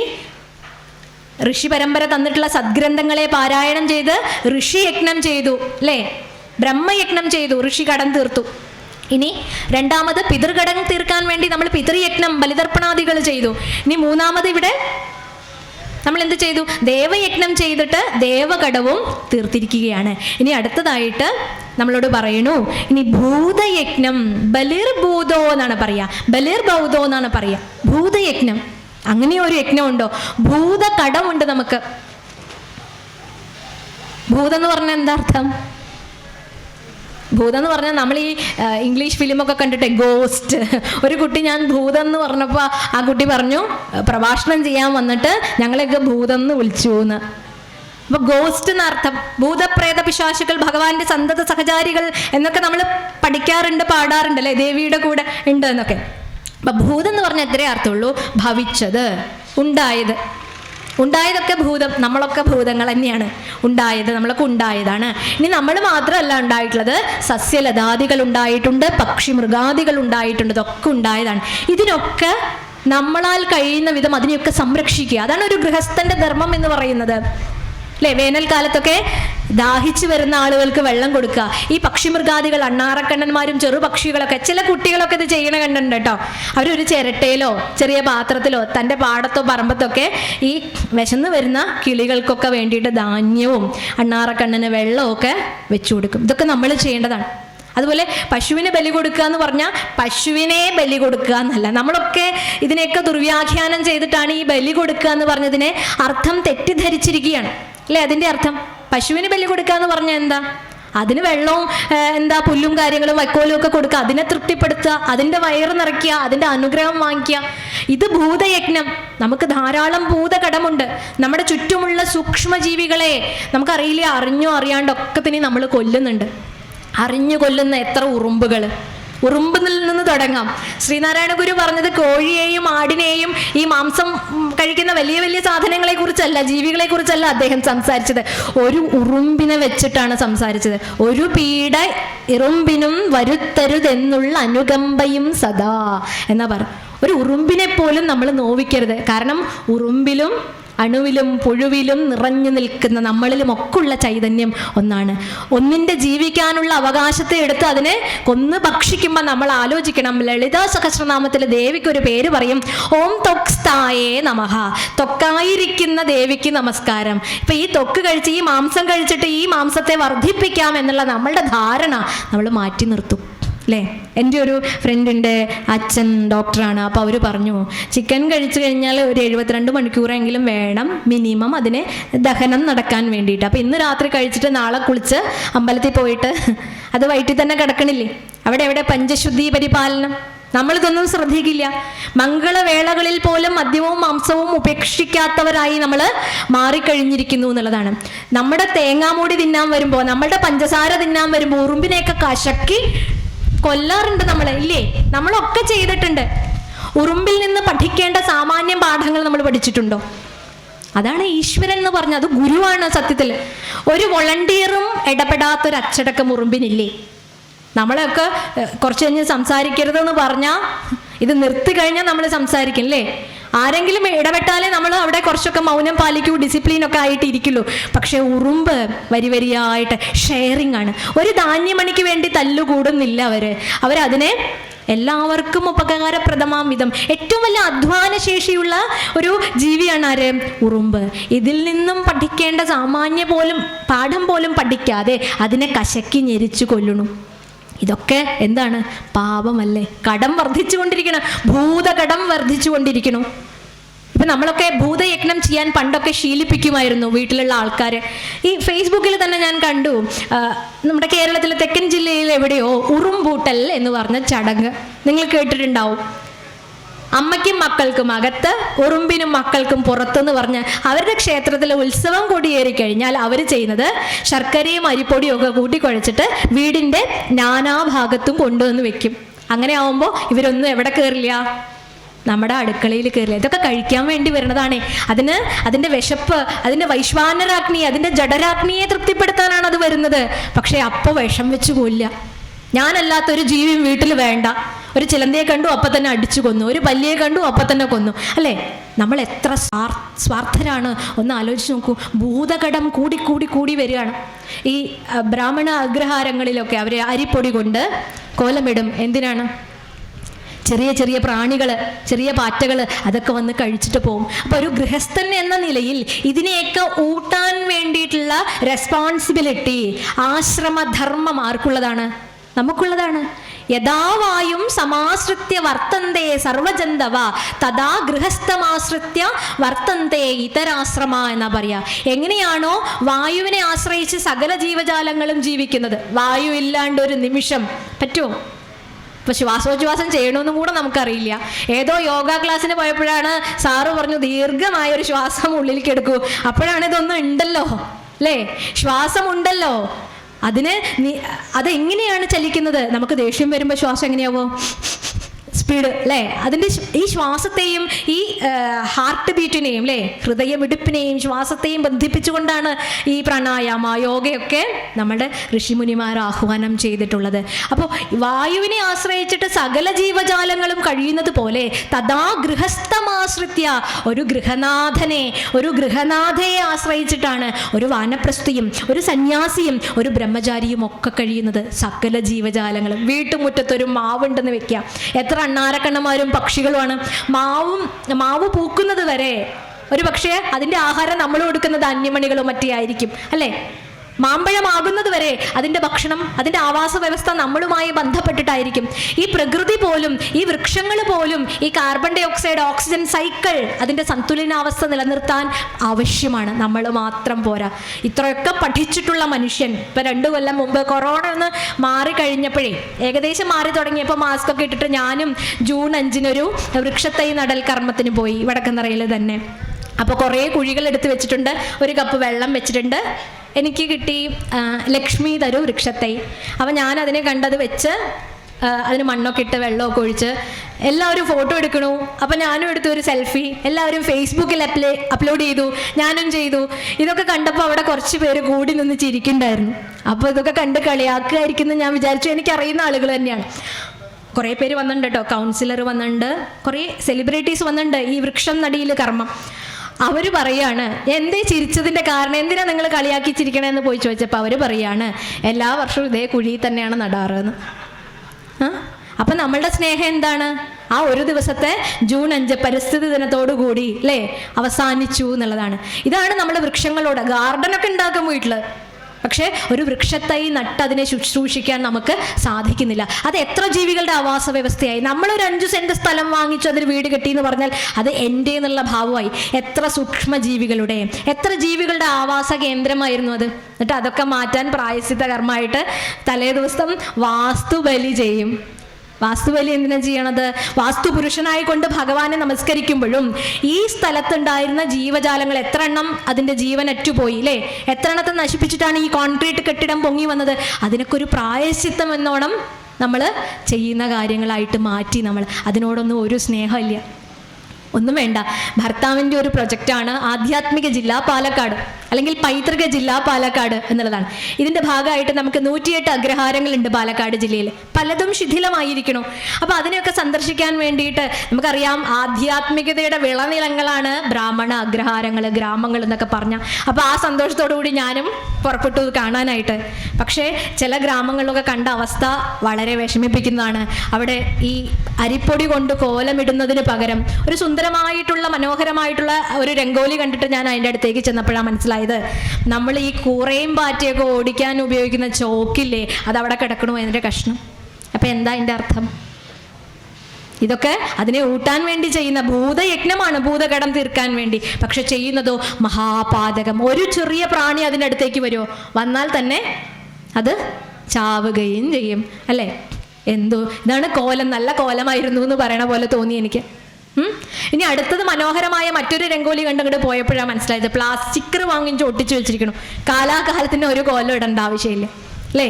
അപ്പം നമ്മൾ ഇതൊക്കെ പരിപാലിക്കണോ എന്ന് വിചാരിക്കുന്ന ആളുകൾ തന്നെ ഇതിനെ ഇത്തരത്തിൽ ഉപയോഗിക്കുമ്പോൾ നമുക്ക് കിട്ടുന്ന മെസ്സേജ് എന്താണ്? ഭൂതകടം വർദ്ധിച്ചു കൊണ്ടിരിക്കുന്നു. ഭഗവാൻ ഗീതയിൽ പറഞ്ഞു, ഭോക്താരം യജ്ഞതപസാം സർവലോക മഹേശ്വരം സുഹൃതം സർവഭൂതാനാം നാത്വാമാം ശാന്തിമൃച്ഛതി എന്ന് പറഞ്ഞു. സർവഭൂത സുഹൃത്തായിട്ട്, സർവത്തിൻ്റെയും സുഹൃത്തായിട്ട് എന്നെ ആര് മനസ്സിലാക്കുന്നുവോ അവനു മാത്രമാണ് ശാശ്വതമായ ശാന്തി എന്ന് ഭഗവാൻ കൂടെ കൂടെ പറയുന്നു. ഈ ഗീതാശ്ലോകങ്ങളൊക്കെ മനനം ചെയ്ത ആളുകൾ തന്നെ ഇങ്ങനെ ചെയ്താൽ എന്ത് സംഭവിക്കും? ഭൂതകടം വർദ്ധിക്കും.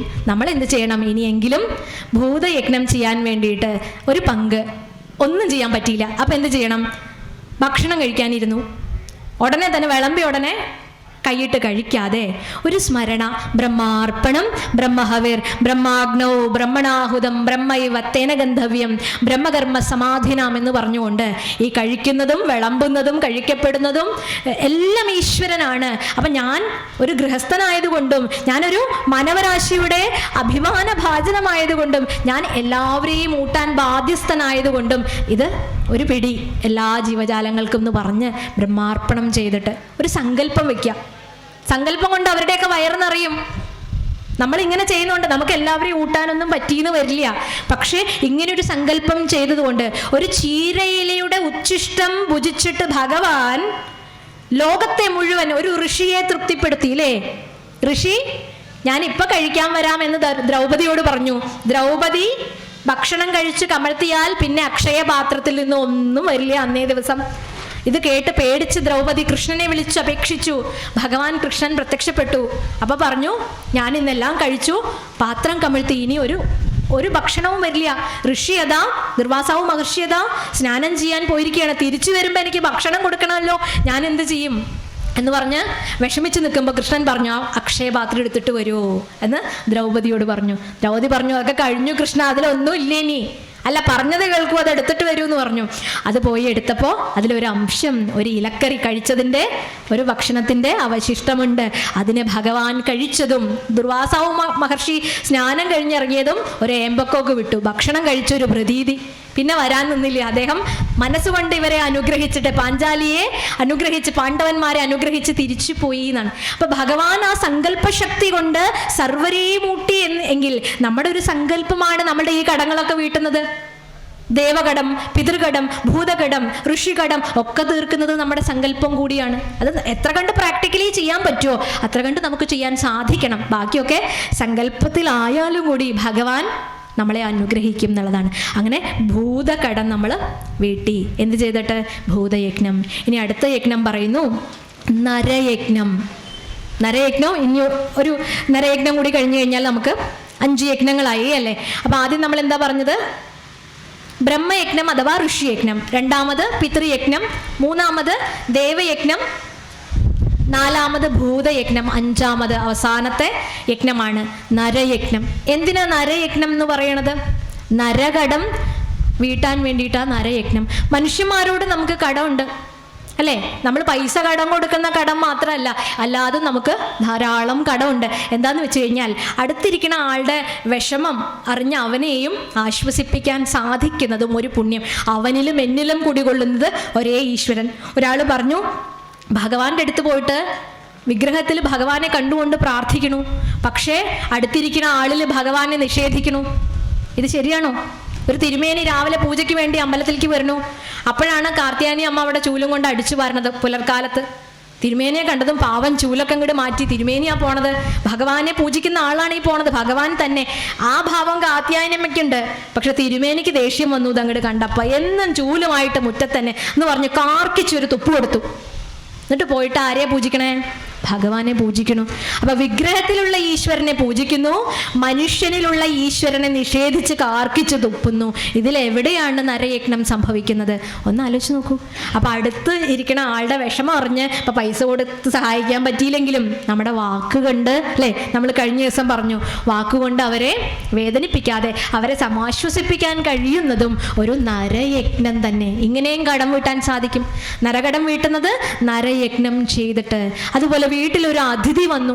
അതിഥി എന്ന് പറഞ്ഞാൽ ഈ സമയം നോക്കാതെ കയറി വരുന്ന, തിഥി നോക്കാതെ വരുന്ന ആള് അതിഥി എന്ന് പറയില്ലേ. അവരെ എങ്ങനെ നമ്മൾ സ്വീകരിക്കേണ്ടത്?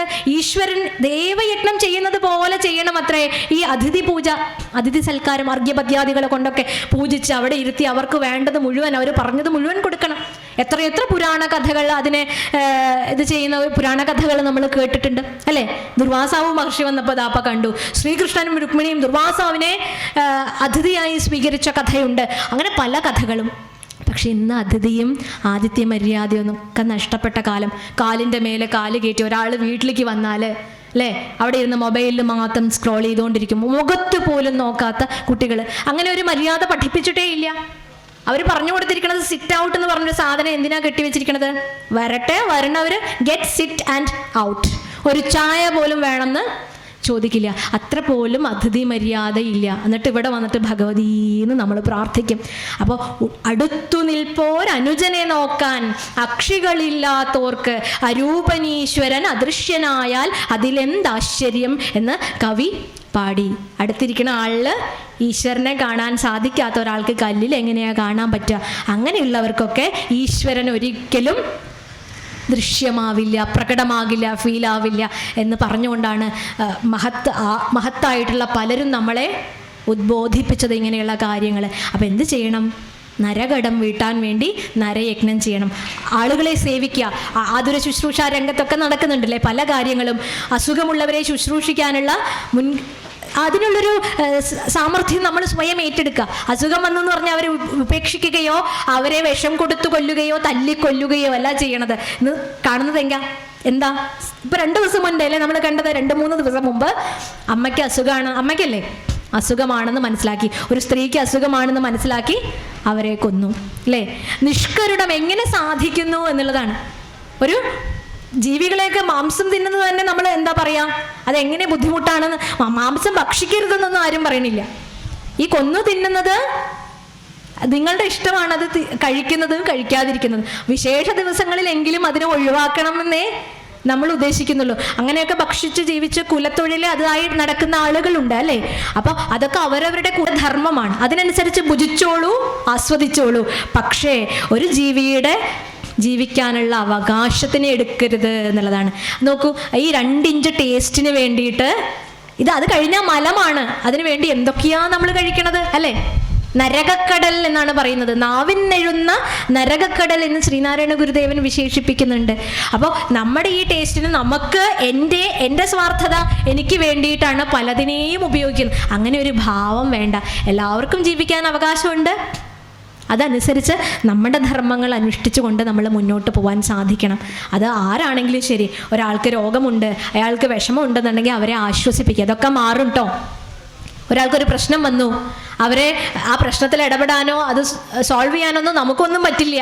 പക്ഷേ ഇതൊക്കെ ശരിയാവും, ഈ നിമിഷവും കടന്നു പോകും എന്ന് പറഞ്ഞ് അവരെ ആശ്വസിപ്പിക്കാൻ സാധിക്കുന്നത് നരയജ്ഞത്തിൽ പെടും. അപ്പം നമ്മൾ 5 കടങ്ങളും തീർത്തവരായിട്ട് പഞ്ചമഹായജ്ഞങ്ങൾ ചെയ്തു. മഹായജ്ഞം ഇത് നമ്മൾ നിത്യം നമ്മൾ അനുഷ്ഠിക്കേണ്ടത്.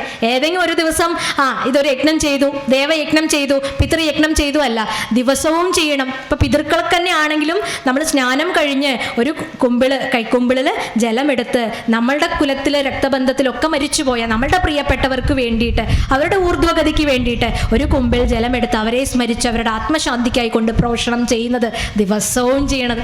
പിന്നെ നമുക്ക് സന്ദർഭവും സൗകര്യം കിട്ടുമ്പോൾ ബലിതർപ്പണമായിട്ട് അത് ശാസ്ത്രീയമായിട്ട് നമ്മൾ ചെയ്യുന്നു എന്നുള്ളതാണ്.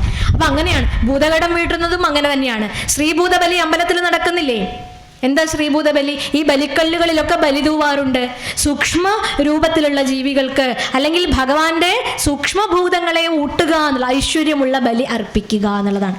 ഇതൊക്കെ വലിയ അർത്ഥതലത്തിലുള്ള കാര്യങ്ങളാണ്. ഇതിനെയൊക്കെ സ്വാംശീകരിക്കാൻ നമുക്ക് സാധിക്കുന്നത് നമ്മുടെ ഈ 5 യജ്ഞങ്ങളിലൂടെയാണ്. എല്ലാവരും ഈ പഞ്ചമഹായജ്ഞങ്ങളിൽ നമ്മുടെ മനസ്സും ശരീരവും ഒക്കെ വെച്ച് ഇത് ആചരിക്കുക, അനുഷ്ഠിക്കുക. ഇത് ഋഷി പരമ്പര നമുക്ക് ചൊരിഞ്ഞ അനുഗ്രഹം ഒന്ന് മാത്രമാണ്. അപ്പോൾ ഇത്രയും പറഞ്ഞുകൊണ്ട് നമ്മുടെ 5 കടങ്ങളും എന്നും വീട്ടി നമുക്ക് സായുജ്യത്തിലേക്ക് എത്തുവാൻ വേണ്ടി സാക്ഷാൽ കൊട്ടേക്കാട് ഭഗവതി നമ്മളെ അനുഗ്രഹിക്കട്ടെ എന്ന് പ്രാർത്ഥിക്കുന്നു. കരചരണകൃതം വാദ് കായജം കർമ്മജം വാദ് ശ്രവണനയനജം വാദ് മാനസം വാപരാധം വിഹിതമവിഹിതം വാദ് സർവമേതത് ക്ഷമസ്വ.